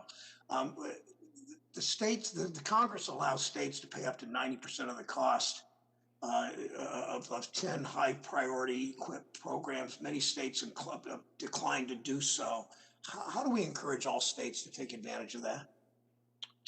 Well, I think as we begin to have conversations about issues involving soil health, regenerative agriculture, new opportunities for farmers and ranchers, it's going to drive people to the practices that will reduce the risk of algae blooms, it will reduce the capacity of over-fertilization that leads to these kinds of situations. So it becomes in the best interest of a governor, in the best interest of a secretary or commissioner of agriculture to advocate for this and to utilize those opportunities, because at the end of the day, more productive soil means more profit for farmers. New market opportunities means more jobs and more income for farmers. So I think you make the economic case. And by doing so, you encourage folks to amplify the message. And I think with this climate discussion, Senator, we're going to have a lot of opportunity to visit with and to work with collectively and collaboratively with state and local governments, because they're going to see the economic benefit in addition to the environmental benefit. The joining of those 2 ideas, I think, is very powerful. Well, thank you. From my observation, I don't really know, but people tell me the President of the United States chose you to be USDA Secretary. And I mean, your experience, but in large part, your vision and your clear-sightedness and ability to look into the future on climate issues. And so we really, Lake Erie is one component of that. So is John Tester's farm in Montana. So the lowlands in Bangladesh. We know all that. One last question. We talked about the pandemic being the great revealer. We saw pictures last year of farmers plowing under crops and dairies dumping milk because of the huge decline in demand. This past year served as a wake-up call for many of us that while we may have the most efficient food supply in the world, it's not as resilient as we thought. Improving local and regional farm systems a way not only to invest in rural communities, but make our food system more equitable and more sustainable. How do you build on previous work that you've done and others have done to diversify our food supply chain, including local agriculture, while helping small and medium-sized farms? Well, you continue to look for ways in which you can create market opportunities for those small and mid-sized operations. You basically expand significantly the farm to school, farm to university, farm to college, farm to prison, farm to whatever institutional purchaser may be buying food in the locality, creating ways in which that institutional purchaser of food understands what's being grown and raised. You finance food hubs so that small producers can aggregate the amount of food that they're producing with other similar sized farm operations so that you have uniformity in processing and packaging and marketing. You obviously continue to expand commitment to farmers markets. You look for ways in which you create risk management tools for those small and mid-sized producers so there's more profit opportunity. You create a transition assistance so people who are interested in going into organic can do it more easily. I mean, Senator, there are a multitude of ways to promote local and regional food systems that the Department of Agriculture can utilize existing resources to promote and to provide expansion for. And frankly, it's in everyone's best interest to have this. You also have to expand processing facilities. You have to give people the opportunity to not necessarily to rely on a handful of large processing facilities. You need to create more of that. You started that process with the most recent COVID bill with a small program for processing. It's got to be much, much bigger than that, in my view. You also have a dairy donation program, which I think is an incredibly good idea because there's a disincentive now. You have to spend money to process in order to be able to get it to food banks.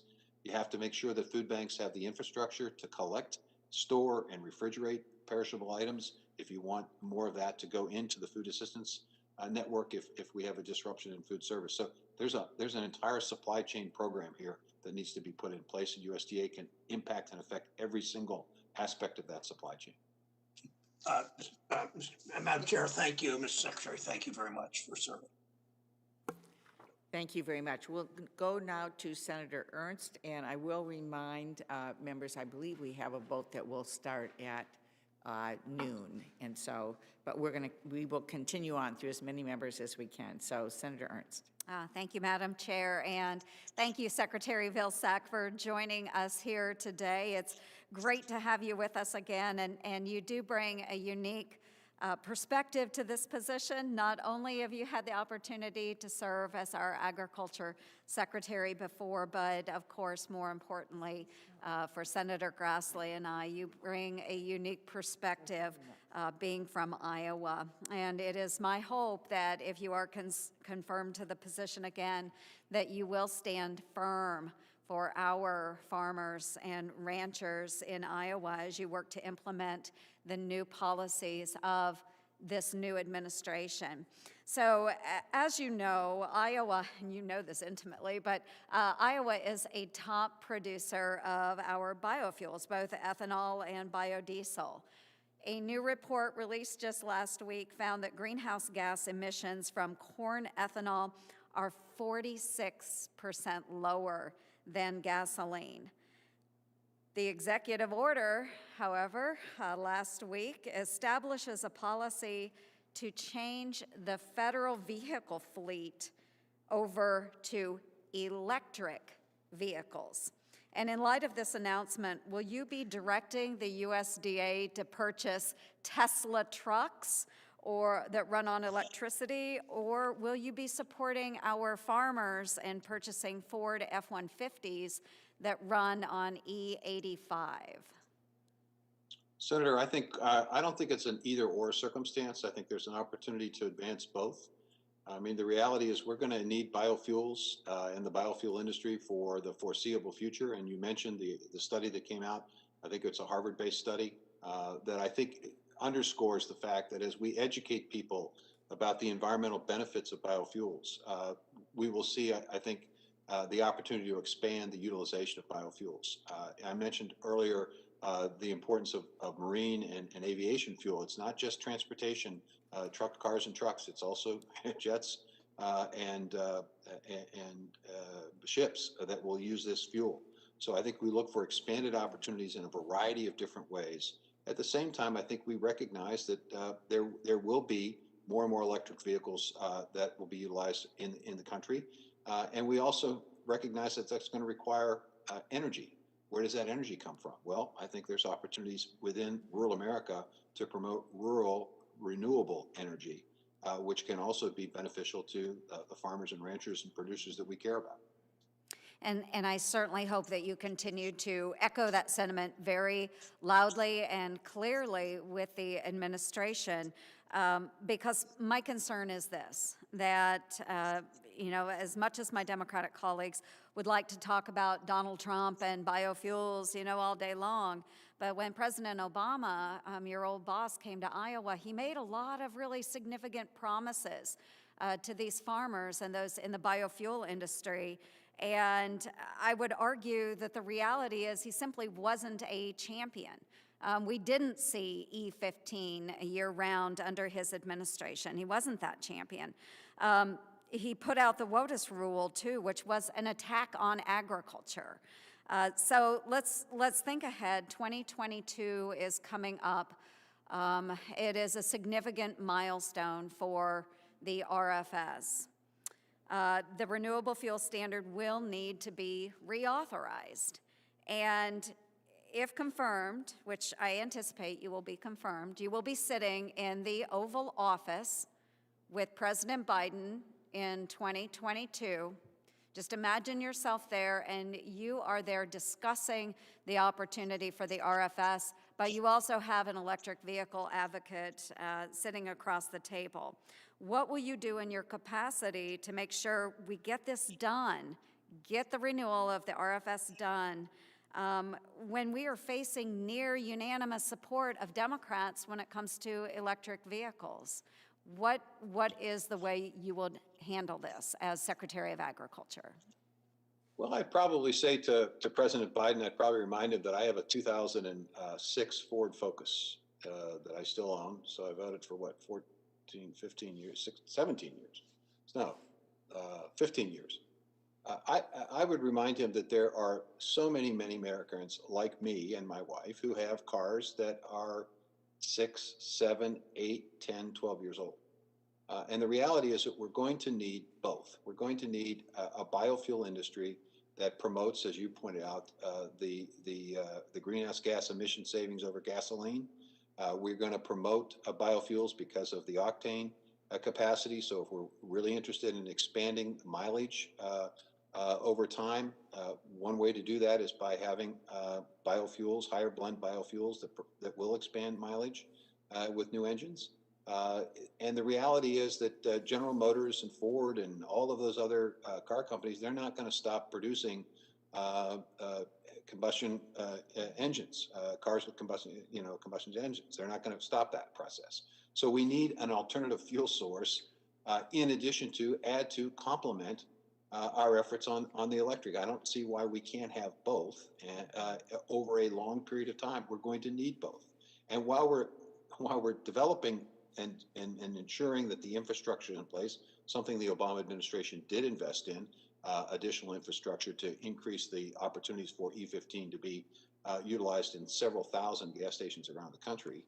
While we're doing that, we also need to look for ways in which we can incorporate biofuels, as I said before, in other forms of transportation. And I think there are tremendous opportunities in aviation and marine fuel as well.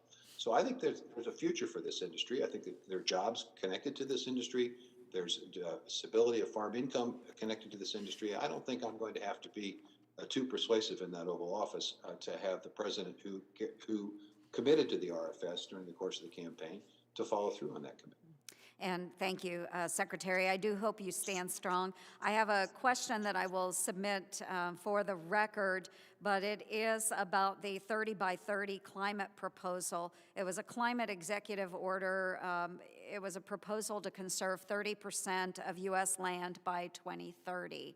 And I know that that is also very concerning to our farmers to have a proposal that would limit the opportunity to them to farm with widespread retirement of farmland. So I will submit that for the record and look forward to your response. Thank you, Mr. Secretary.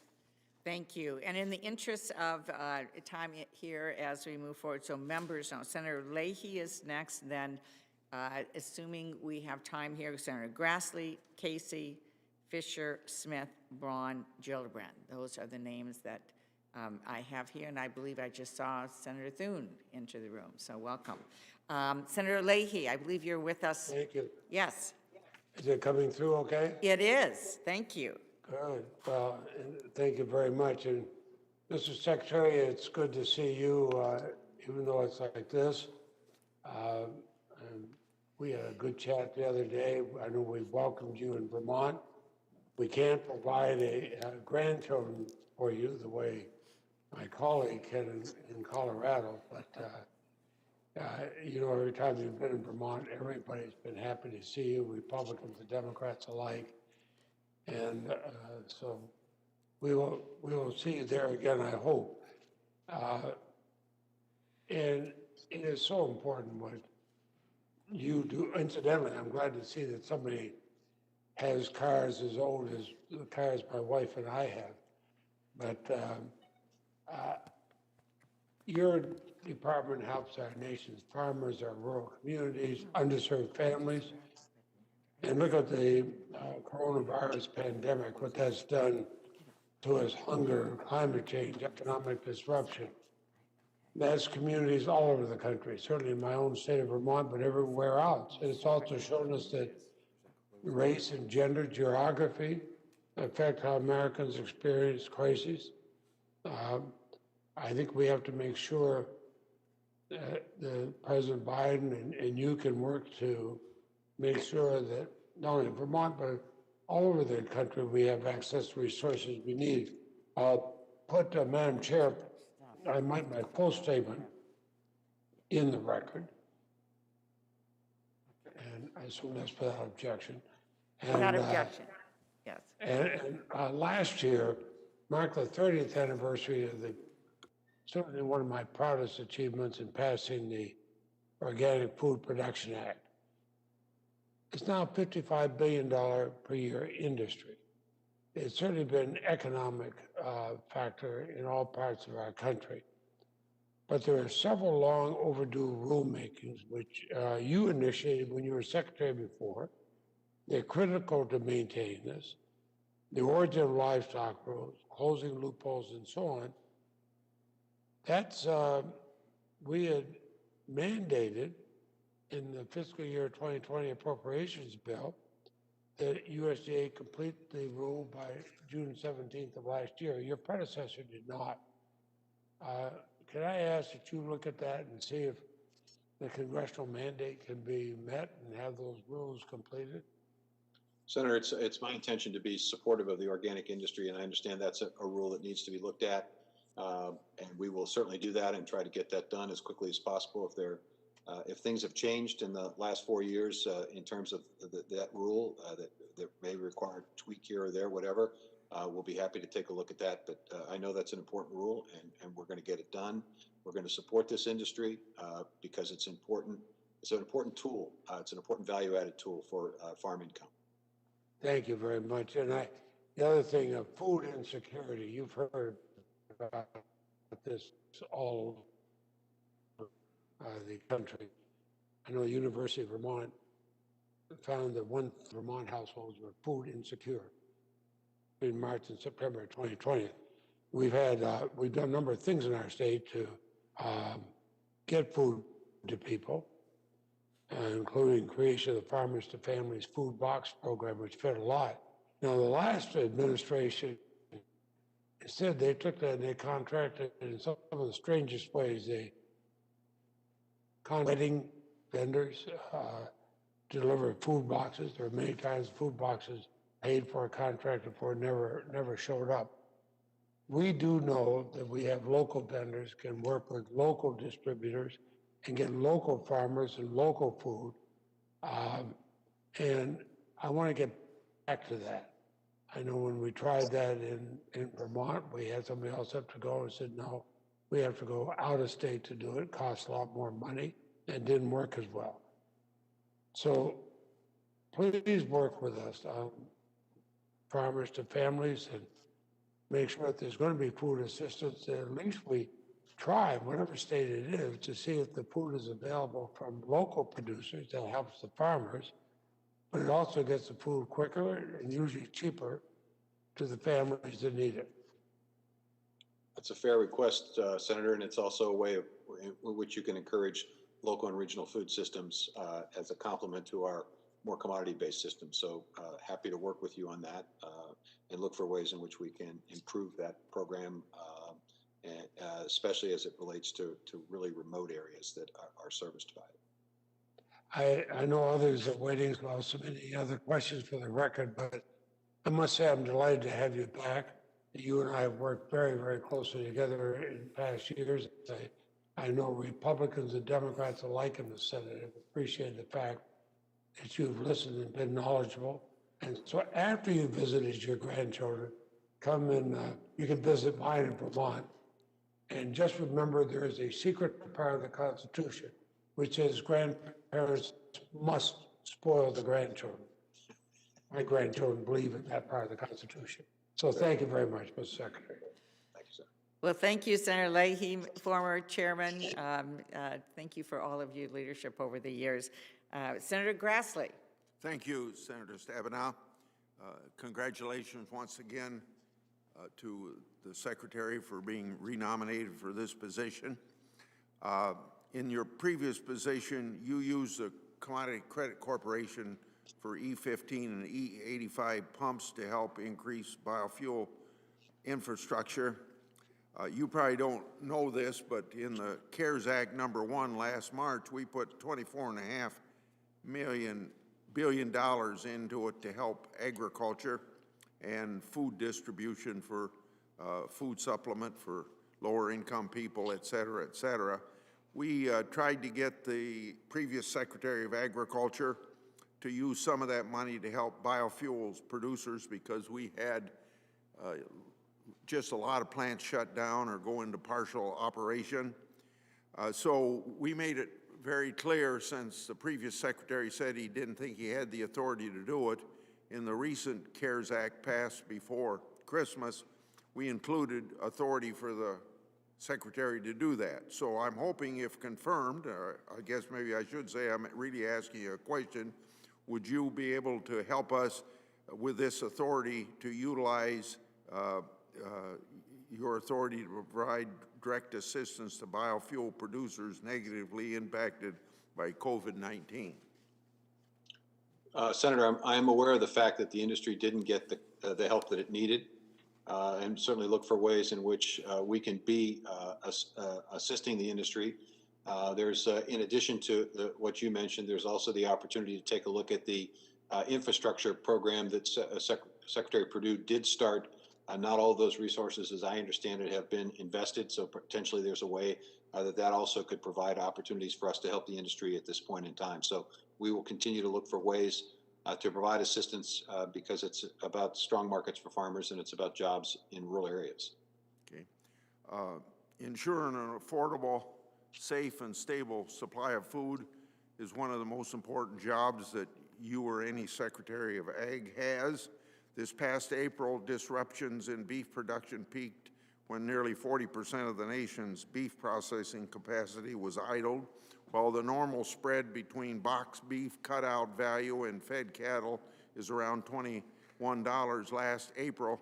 The spread was over $279 per hundredweight, and the highest spread ever recorded. Because just 4 companies control over 80% of beef processing, the concentration of power in the industry led to beef shortages at grocery stores and producers out of luck to get bids on their animals.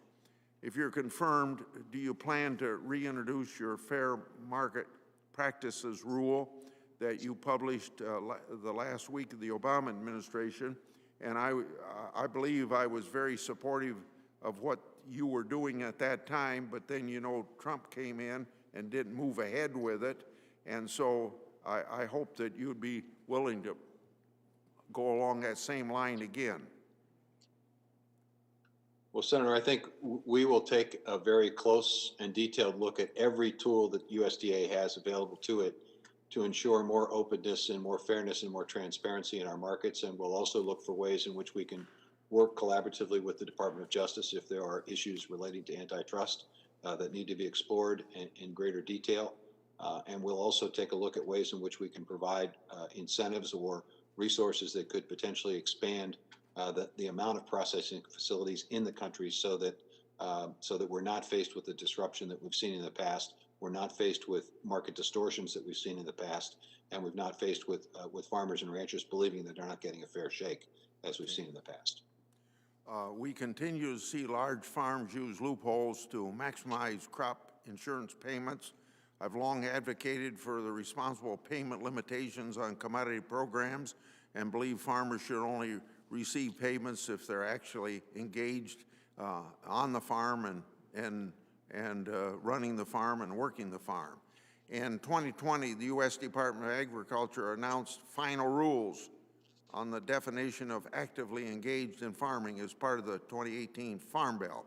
This rule would have required additional family members to provide either 25% of the total management hours required or perform at least 500 hours of management each year. However, just weeks later, the USDA said that they made a mistake. It didn't apply to family-run operations. How would you define actively engaged as it relates to commodity program payments Or put another way, so I really only have one question. How many hours does someone need to work to qualify for a farm payment? Now, that may be a difficult question for you to ask, but it gives you a chance to tell me how you would approach this so that we don't have a lot of people that aren't really involved in farming to not get the help that only family farmers should get. You know, Senator, I think this is a really important question. And the reason it's an important question is because so few people in this country farm. But people that you work with in the Congress and in the Senate may represent districts or may represent states that are less agricultural than a state of Iowa, like a state of Iowa. And so it becomes important for us to have programs that are legitimate, that are effective, efficient, and that are defensive. And makes it more difficult for you to advocate on behalf of a proper safety net, proper risk management tools, if those tools are being abused, if they're being utilized in a way that provides help and assistance to people who might be practicing law in a high-rise in some big city, as opposed to being on the ground in a tractor and a combine, as you often are. So my goal here would be to make sure that the programs that we have that provide that safety net are designed to help the people most in need of that help. The farmers on the ground, the people that are actually at risk financially, the folks that are sweating it out every single day in terms of markets, and not necessarily create a system that can be gamed. I don't know if that's a direct answer to the question, but I hope it gives you a sense of where my values are, where my focus will be. It's on helping farmers. It's not on helping people who may be part of a partnership or a limited partnership or a general partner structures that are set up to create avenues for people to take advantage of these programs. That doesn't help the program. It doesn't help you as an advocate for the program, and it doesn't help legitimize the appropriateness of a safety net for farmers. Thank you very much. I yield. Thank you very much. Senator Casey. Thank you, Senator Stabenow, and I want to thank Secretary Vilsack for I want to thank you in particular for your continuing commitment to exemplary public service and your willingness to serve this administration and the American people. And of course, always proud of your Pennsylvania roots. I have two questions. We'll submit more for the record. I want to start with food security or food insecurity.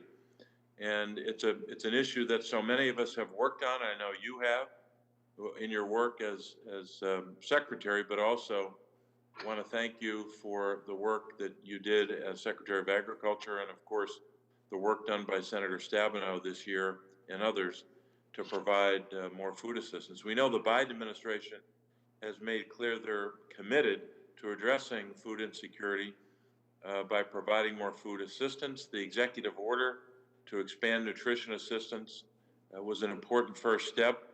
But as you know, Mr. Secretary, there are significant additional investments that require congressional action, and that President Biden has called for in his American Rescue Plan. I appreciate the executive order, including direction for USDA to work with the Department of Justice to review its authority to allow states to provide extra SNAP emergency allotments to the lowest income households. As you know from our discussion, Pennsylvania's been unable to move forward with approved emergency allotments because the Department of Agriculture previously threatened to recoup more than $400 million in additional benefits. The relevant legal challenge was put on hold for 30 days, providing USDA an opportunity to examine and reconsider the decision made by the previous administration. First question, as Secretary, would you explore every legal option and opportunity to maximize emergency allotments to the states and provide much needed clarity to enable Pennsylvania and other states to move forward as quickly as possible? Senator, I'm heartened by the fact that there are conversations taking place between the Department of Justice and the Commonwealth of Pennsylvania to try to get this resolved in a way that is appropriate and is acceptable to the Commonwealth of Pennsylvania. I'd encourage those conversations. I hope that they ultimately end up at a place that you find satisfactory. We certainly encourage that conversation and appreciate the fact that there's still time to get this thing resolved in a way that makes sense. Let me just simply say, as a practical matter or as a philosophy, I think whatever we can do to provide as much help as we possibly can to people in need, we should do. I think however we can make those benefits most conveniently utilized, we should do. I think we should figure out additional ways to make qualification for and access to these programs. I think in my conversations with Senator Bozeman, he talked about getting rid of the hassle that can sometimes be connected with these programs.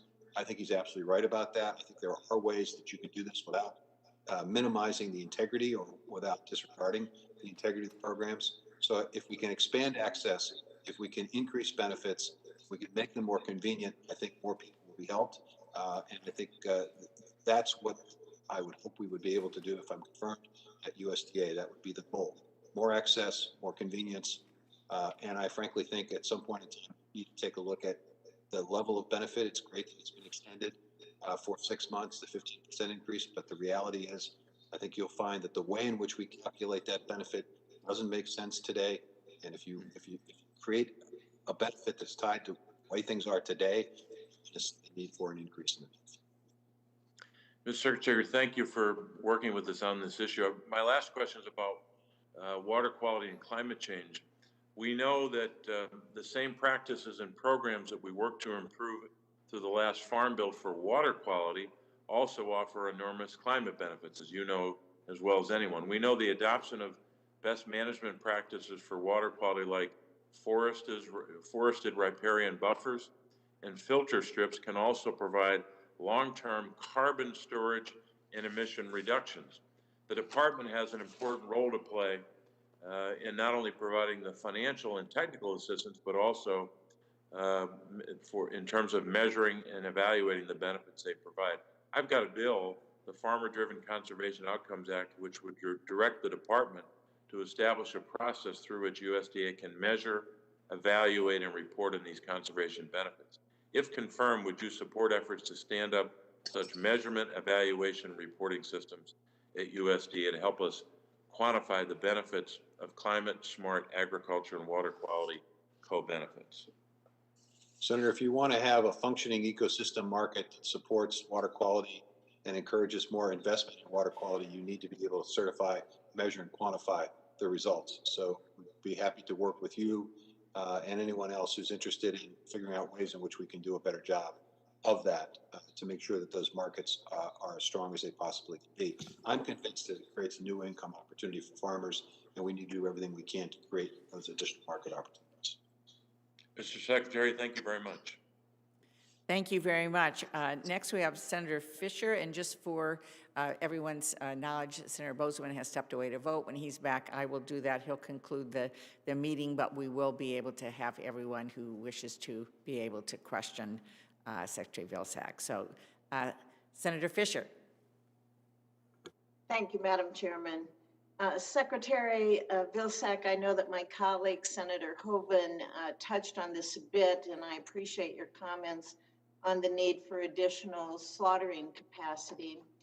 But are you concerned that negotiated trade levels in the fed cattle market may have diminished to the point that price discovery is not sufficient to enable the cow-calf and cattle feeding segments to benefit from our current market conditions? The quick answer to that is yes. I think we need more price discovery, Senator. Do you have you thought about different ideas on how that can be achieved? Because I just may have a bill for you. Well, I'm happy to work with you, and I'm sure that you've got very good ideas, given the important role that industry plays in Nebraska. I'm not surprised that you have some ideas, and would look forward to, if confirmed, working with you to figure out what works best for Nebraska and for the country. Great, thank you. I enjoyed our conversation that we had before this hearing earlier a couple weeks ago, and I do appreciate your interest in that.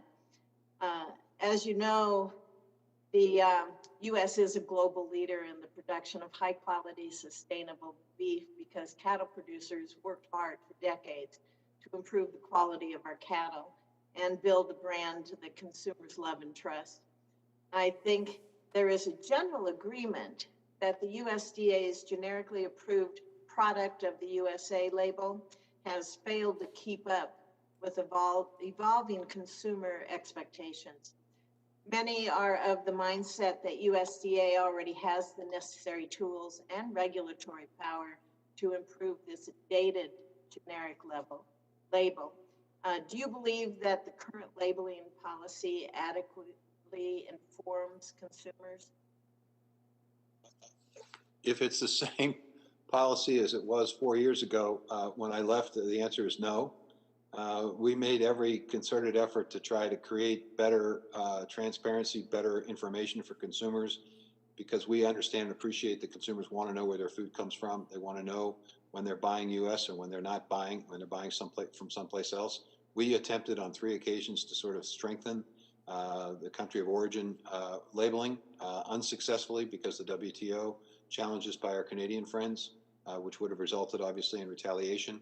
I am absolutely willing to listen to anybody and everybody who's got an idea about how we can circumvent or how we can get to a point where the WTO doesn't necessarily slap it down, that creates retaliatory impacts on American agriculture.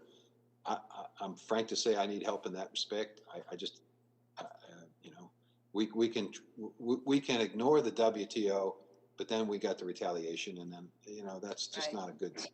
So No, that wouldn't be a good thing. I hope that we can work together and bring in a lot of stakeholders from the cattle industry to be able to look at that and possibly look at what the USDA can already do. You know, that maybe the tools, as I said earlier, maybe the tools are already there. Maybe we can strengthen that product of the USA labeling so it will work and be accepted by our trading partners so that we don't have to face sanctions then in the future as well. I'm happy to do that, Senator. Wonderful, thank you. As you know, Nebraska is the perfect agricultural laboratory for creating a data-driven farm of the future with our 7 climate zones and wide variation in soils and precipitation. We've been leaders on precision livestock and crop production. Would you expand on how innovations in agriculture will drive precision livestock and crop production and continue our nation's global leadership role in feeding and fueling the world? Well, happy to do that. Whether it's our consumers here in the U.S. or our efforts to try to export overseas, I can tell you we are facing competition on not just the quality, not just the safety, not just the taste, not just the price. We're also now facing competition on whether or not whatever it is we're selling has been sustainably produced. So to the extent that we can make the case to the world that what's being raised, what's being grown, what's being sold outside the U.S. is being raised and grown in the most sustainable, animal-friendly environments, we can make the case and provide a market advantage to the U.S. So innovation becomes critically important. President Biden has a vision of a zero-emission agriculture, and I will tell you, if we reach that vision by 2050, the goal that he set, as we're reaching it, it will give us an incredible competitive advantage in the world markets because people are hungry for this. But we won't be able to do this without innovation. We won't be able to do it without precision agriculture. We won't be able to do it without a true commitment to soil health and regenerative practices. We won't be able to do it without organic playing a role. We won't be able to do it without the technology that converts agricultural waste into a variety of products so that we move away from an extraction economy we've had in the past to a more circular or more regenerative economy. That's the goal. And if we do that, Senator, I guarantee you we will be able to sell our product anywhere in the world. If we don't do it, we're going to have trouble selling it anywhere in the world. How important is our role of our land-grant universities in all of this in trying to complement the efforts of the USDA? Well, it's funny you mentioned that land grant. This is a 1863 report of the Commission of Agriculture. It was part of the Interior Department. It's the first report from the Commissioner of Agriculture to Abraham Lincoln. If you read the preface of that document, 600 pages about agriculture in the United States, You would be surprised how much similarity there is between that period of time in 1863 and now. And the critical role that education, the land-grant university system that was launched in 1862, and the need for research and innovation has in providing more profitability, more opportunity for farmers, ranchers, producers, and people who live in rural America. It's just the land-grant university is one of the great gifts that President Lincoln and succeeding generations have provided to this country, and it has an important role. I think it has an essential role. And it's not just the 1862s, it's also the minority serving institutions that also have that role in making sure that information gets out to the country. And I would hope that the USDA could work collaboratively, and I believe it would, if I'm confirmed, will work collaboratively with that land-grant university system. I've spent the last 4 years affiliated with Colorado State University, and as a governor, I had a very keen understanding of Iowa State University. So I can tell you that it's a tremendous, tremendous treasure, and we need to utilize it, and we need to invest in it across the board. And if we don't, we're not going to have the innovation that we need to be competitive. Well, thank you very much. Appreciate your being here today and your clear answers. Thank you, sir. Senator Smith. Thank you very much, Chair Bozeman. And Secretary Vilsack, it's great to see you again. I will give you a chance to take a sip of your tea or coffee because you've had a long morning so far. I so appreciated the chance to visit with you a couple of weeks ago, and I really appreciate, as a fellow Minnesotan, your understanding of the diversity of agriculture in our part of the country and the importance of family farmers and ranchers. And I really liked also the way you framed up your comments today, this morning, in terms of 4 what-if moments around climate and food security and competition and inequity. And we've had a lot of great conversation about climate and biofuels, so I want to just associate myself with those good questions from Senator Klobuchar and others. I'd actually like today to hone in a little bit on this question of inequity, and especially what USDA can do to expand access to resources, especially access to credit. So, I'm sure you know in Minnesota, we have Hmong refugees that brought their farming traditions to Minnesota in the 1970s. We have a significant community of Latino farmers that are really integral to our ag sector, led by great organizations like the Latino Economic Development Center. And we also have Native farmers that are really central to our history and as they work to diversify their economies, are working hard to find markets for their unique products like wild rice, which is becoming a very prized product overseas. So in the 2018 Farm Bill, I pushed for provisions that would help to evaluate access to credit and how well diverse farmers, farmers of color, have access to credit as they work to build their family businesses. And the study came out, they did that. The study came out in 2019, and it found that traditionally underserved farming communities face really significant barriers to receiving private agricultural credit. And that traditionally underserved communities are often not even aware of what their credit options and lending options are. So in the spirit of your opening comments, could you just expand a little bit on how you see this and what you think the USDA can do internally and externally to ensure that these communities are aware of and have true and full access to credit options as they try to operate their farms? There are multiple steps that need to be taken, Senator. First of all, I think we need to take a much deeper dive than has ever been taken before in terms of the USDA programs to identify what barriers actually in fact exist in each of those programs. And I would anticipate and expect that we would put together, for lack of a better term, an equity commission or a task force that would be charged with taking a look at USDA programs, identifying, is there systemic racism inherent in these programs? Are there barriers, maybe intentional or unintentional barriers, that make it difficult for people to access the programs? And if so, how do we correct that? What steps need to be taken? Number one. Number two, I think it's about technical assistance and making sure that we we work with people who are trusted in the community. It's very difficult sometimes in those communities to go in from the government and say, you know, the old adage, we're from the government, we're here to help. Maybe it's better to say, we're from the government, we want to affiliate ourselves with a community building organization that you do trust, that you do listen to. And then we want to work with that community building organization to provide the information and the technical assistance and the awareness and the steps necessary for you to be successful in developing these programs. Then I think it takes a workforce that's diverse, that has the right perspective. Maybe some of the people themselves have been through this, so that you essentially have people that are sympathetic and understanding, that maybe the rules may not be fully understood. It may take a little time. It may take some patience to get it done. And then to the extent we have an appeal process, that appeal process has to be true, has to be a real appeal process. It can't be a whitewash, if you will.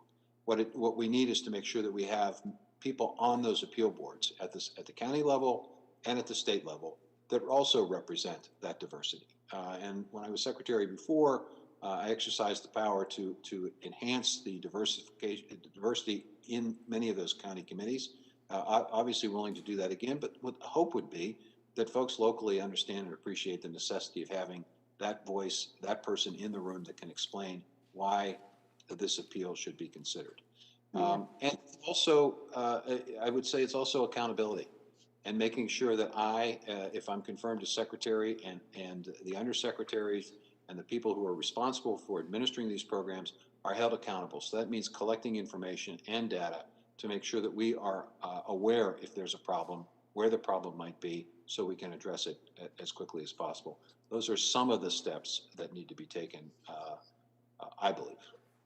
I really appreciate your answer, and I appreciate especially your what you say about listening to the people that are on the ground. I think about in Minnesota, where we've got the Hmong American Farmers Association and the Latino Economic Development Corporation that know so much about what their members and their community need to make this work. And I'll also just point out that the Minneapolis Fed has also just recently released some data about underserved communities in Minnesota and have a really excellent center for Indian country development that could be really helpful here. So I would love to invite you to Minnesota to have conversations with some of these really talented and knowledgeable community members. I bet Senator Klobuchar would be interested in this as well. I know she is, and I think we could do some real good here and strengthen the ag economy as well as create more opportunities for family farmers. So thank you very much. I appreciate it.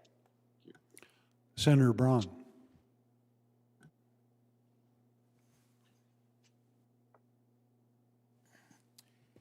Thank you, Senator Bozeman.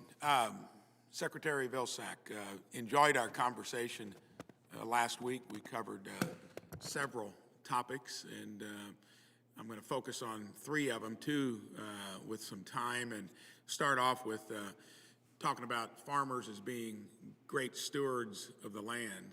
And I've been involved on the conservation side of farming and involved in farming for decades. And the one thing I see each year that's tougher for farmers is the stakes go up, the risk is greater financially.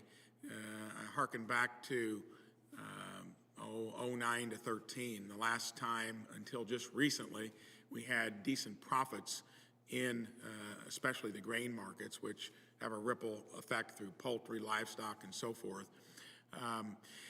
You know, mentioning anything you can do that's going to make life less complicated for farmers. If we're going to keep family farms as the grassroots level of how we produce food in this country, I think there are a lot of things that need to kind of work in the right direction. I am glad that you're interested in, and I think there's benefits to be derived, adding profit per acre by taking the good stewardship that most farmers exercise anyway, matching it up with voluntary markets. I'm involved in a bill to do that. I think that'll happen, hopefully maybe this year. I want to focus on what since 09 and 13, and that was right after, I guess, the days of LDPs and direct payments, which we'll get to the second thing I'm going to talk about here in a moment, the heavy involvement of government over the years that we've just weaned ourselves away from.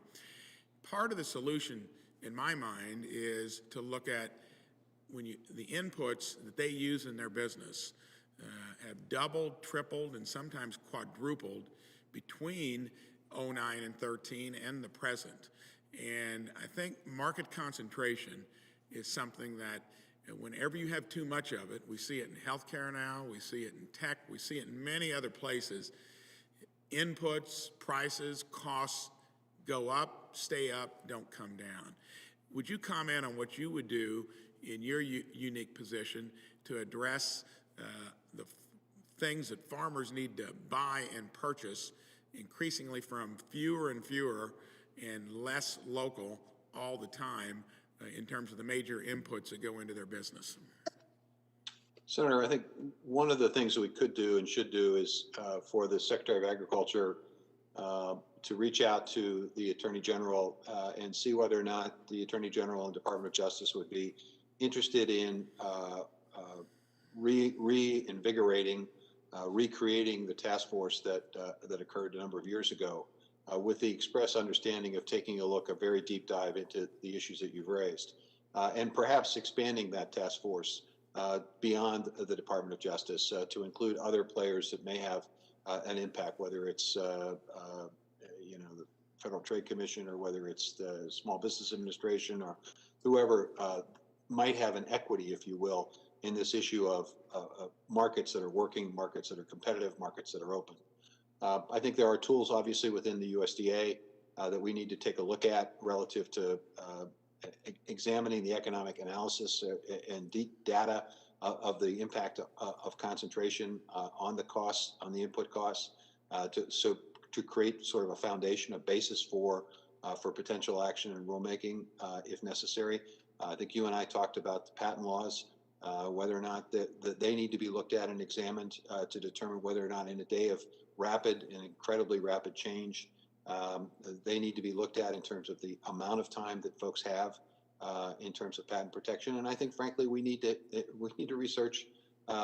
This is a bit afield from the input question you asked, but I think we need to take a look at how we might be able to significantly increase public research so that the foundation research upon which new seeds and so forth can be developed isn't necessarily as expensive as our current system, where the private sector basically creates the new technology and then licenses it to seed companies. So I think there are a multitude of ways in which the USDA can be engaged in this conversation.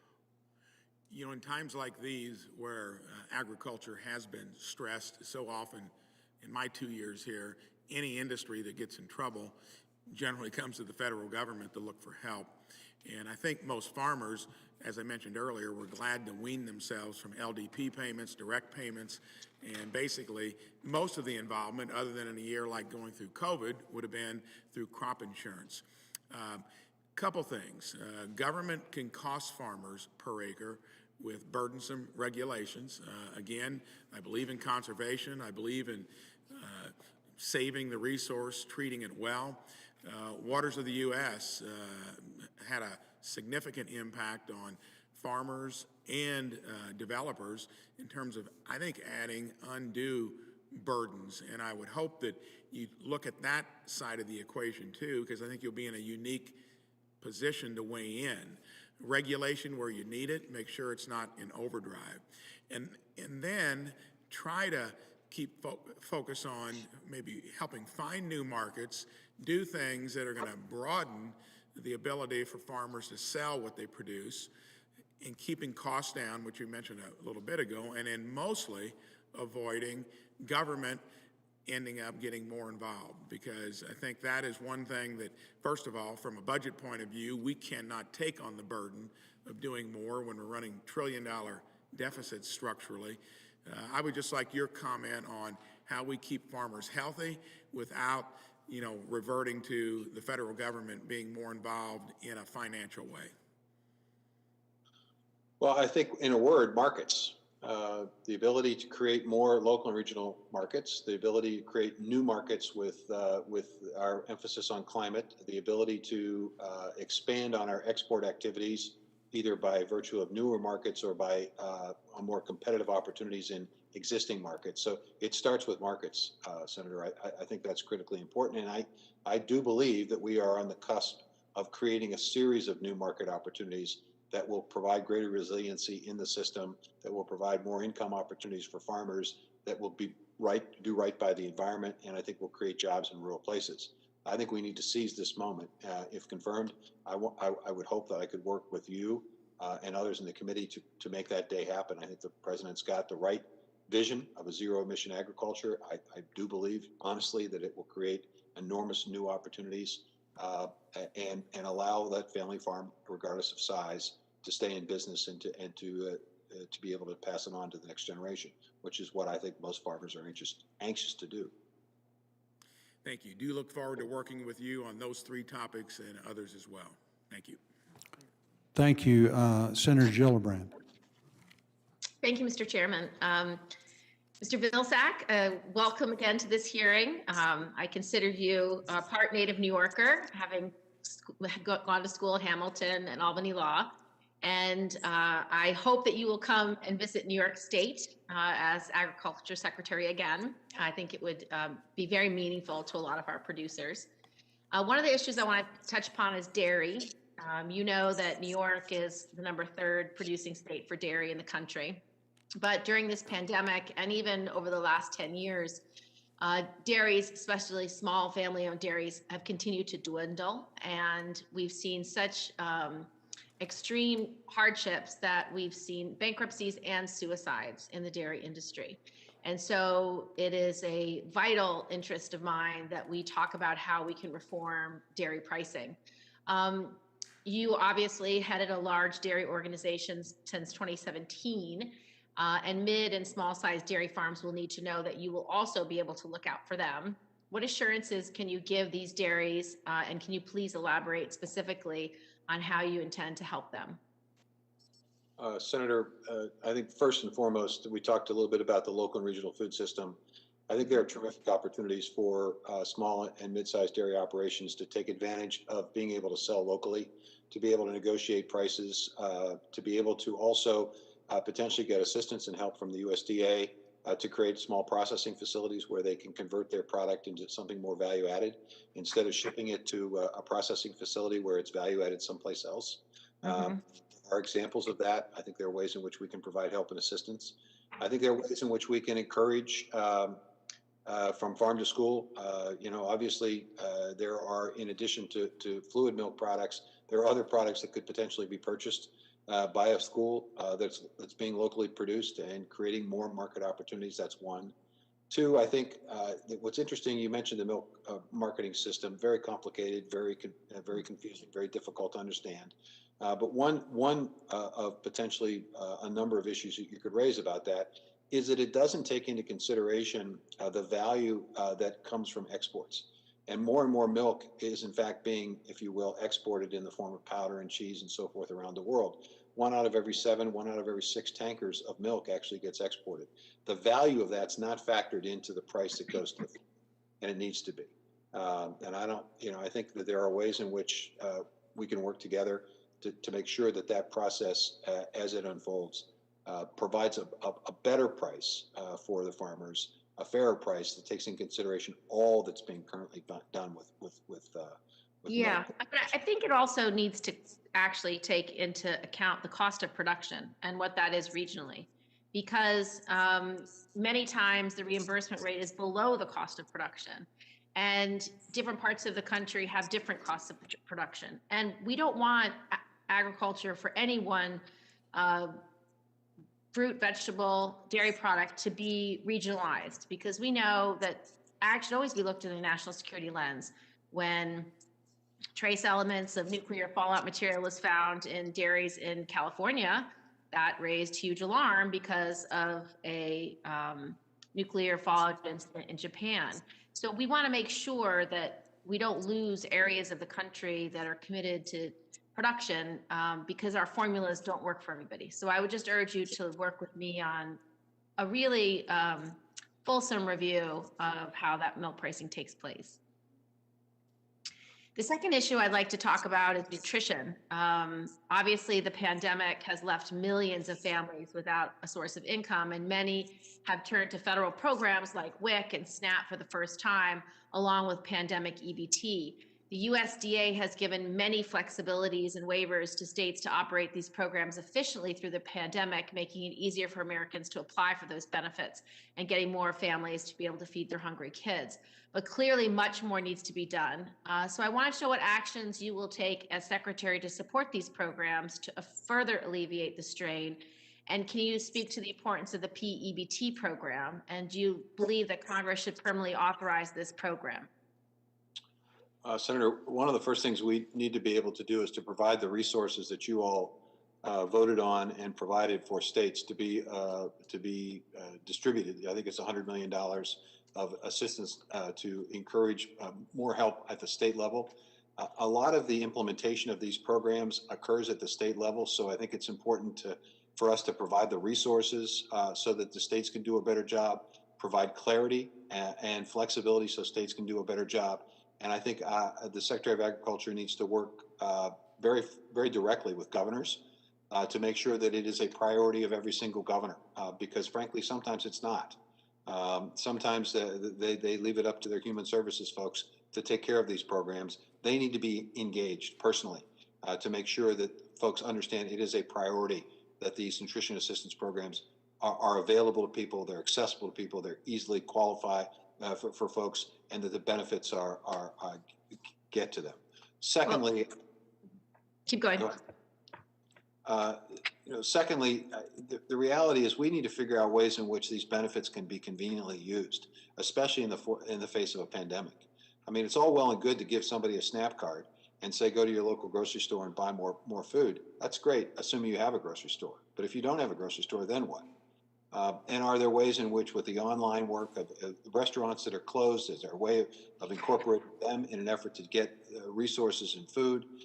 How do we bolster the capacity of food banks and pantries by investing in their infrastructure? I mean, they are a significant asset here. They are underutilized because they don't have the capacity to store or refrigerate.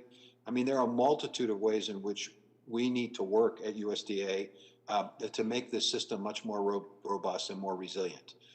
You mentioned Thank you, Mr. Secretary. Just to put my time is up, and I want to just tell you I have two questions I'm adding to the record for you to answer in your free time. One is about related to food stamps and other programs, is about nutrition, and the second one is about the food supply chain. We've had horrible disruption because of COVID, so I'll submit those for the record so I don't abuse my time and take too much. So thank you, Mr. Secretary. And you can also finish your, or Mr. Soon-to-be Secretary, you can finish your answer on that also in writing. Thank you. Senator Thune. Okay, Senator Thune is having technical problems. Are we going to resolve those, or are we going to burn him?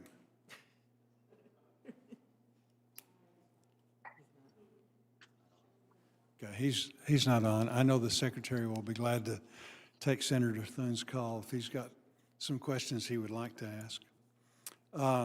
Senator Vilsack, thank you so much for your willingness to be considered for service to agriculture and rural America as Secretary of Agriculture. This committee has a history of working in a bipartisan fashion while crafting legislation and considering nominations. And in that spirit, Secretary Vilsack has agreed to expedite his responses to committee members' questions for the record. As a result of that, as a result of his cooperation and the Senate's committee, our committee cooperation, as a result, later today we will hold a business meeting in conjunction with floor votes as decided off the floor of the Senate. The purpose of the business meeting will be to consider the nomination of Senator Vilsack. Normally that's done 48 hours later, but again, because of the circumstances and because we were able to agree to do that, we're going to do this as quickly as possible. So I'm going to yield to Senator Thune, who has solved his technical problems. You thought you were off the hook, Secretary Vilsack, but you've got one more. Senator Thune.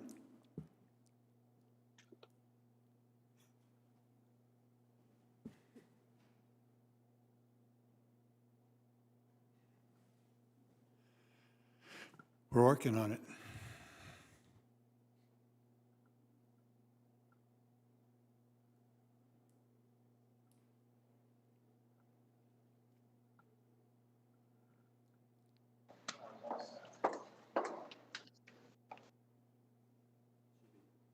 Are you there, Senator Thune?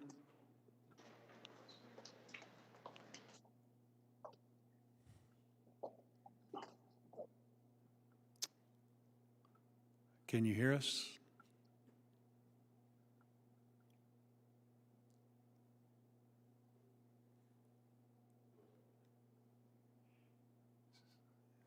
These are the John, in just 1 second. trials and tribulations of COVID times.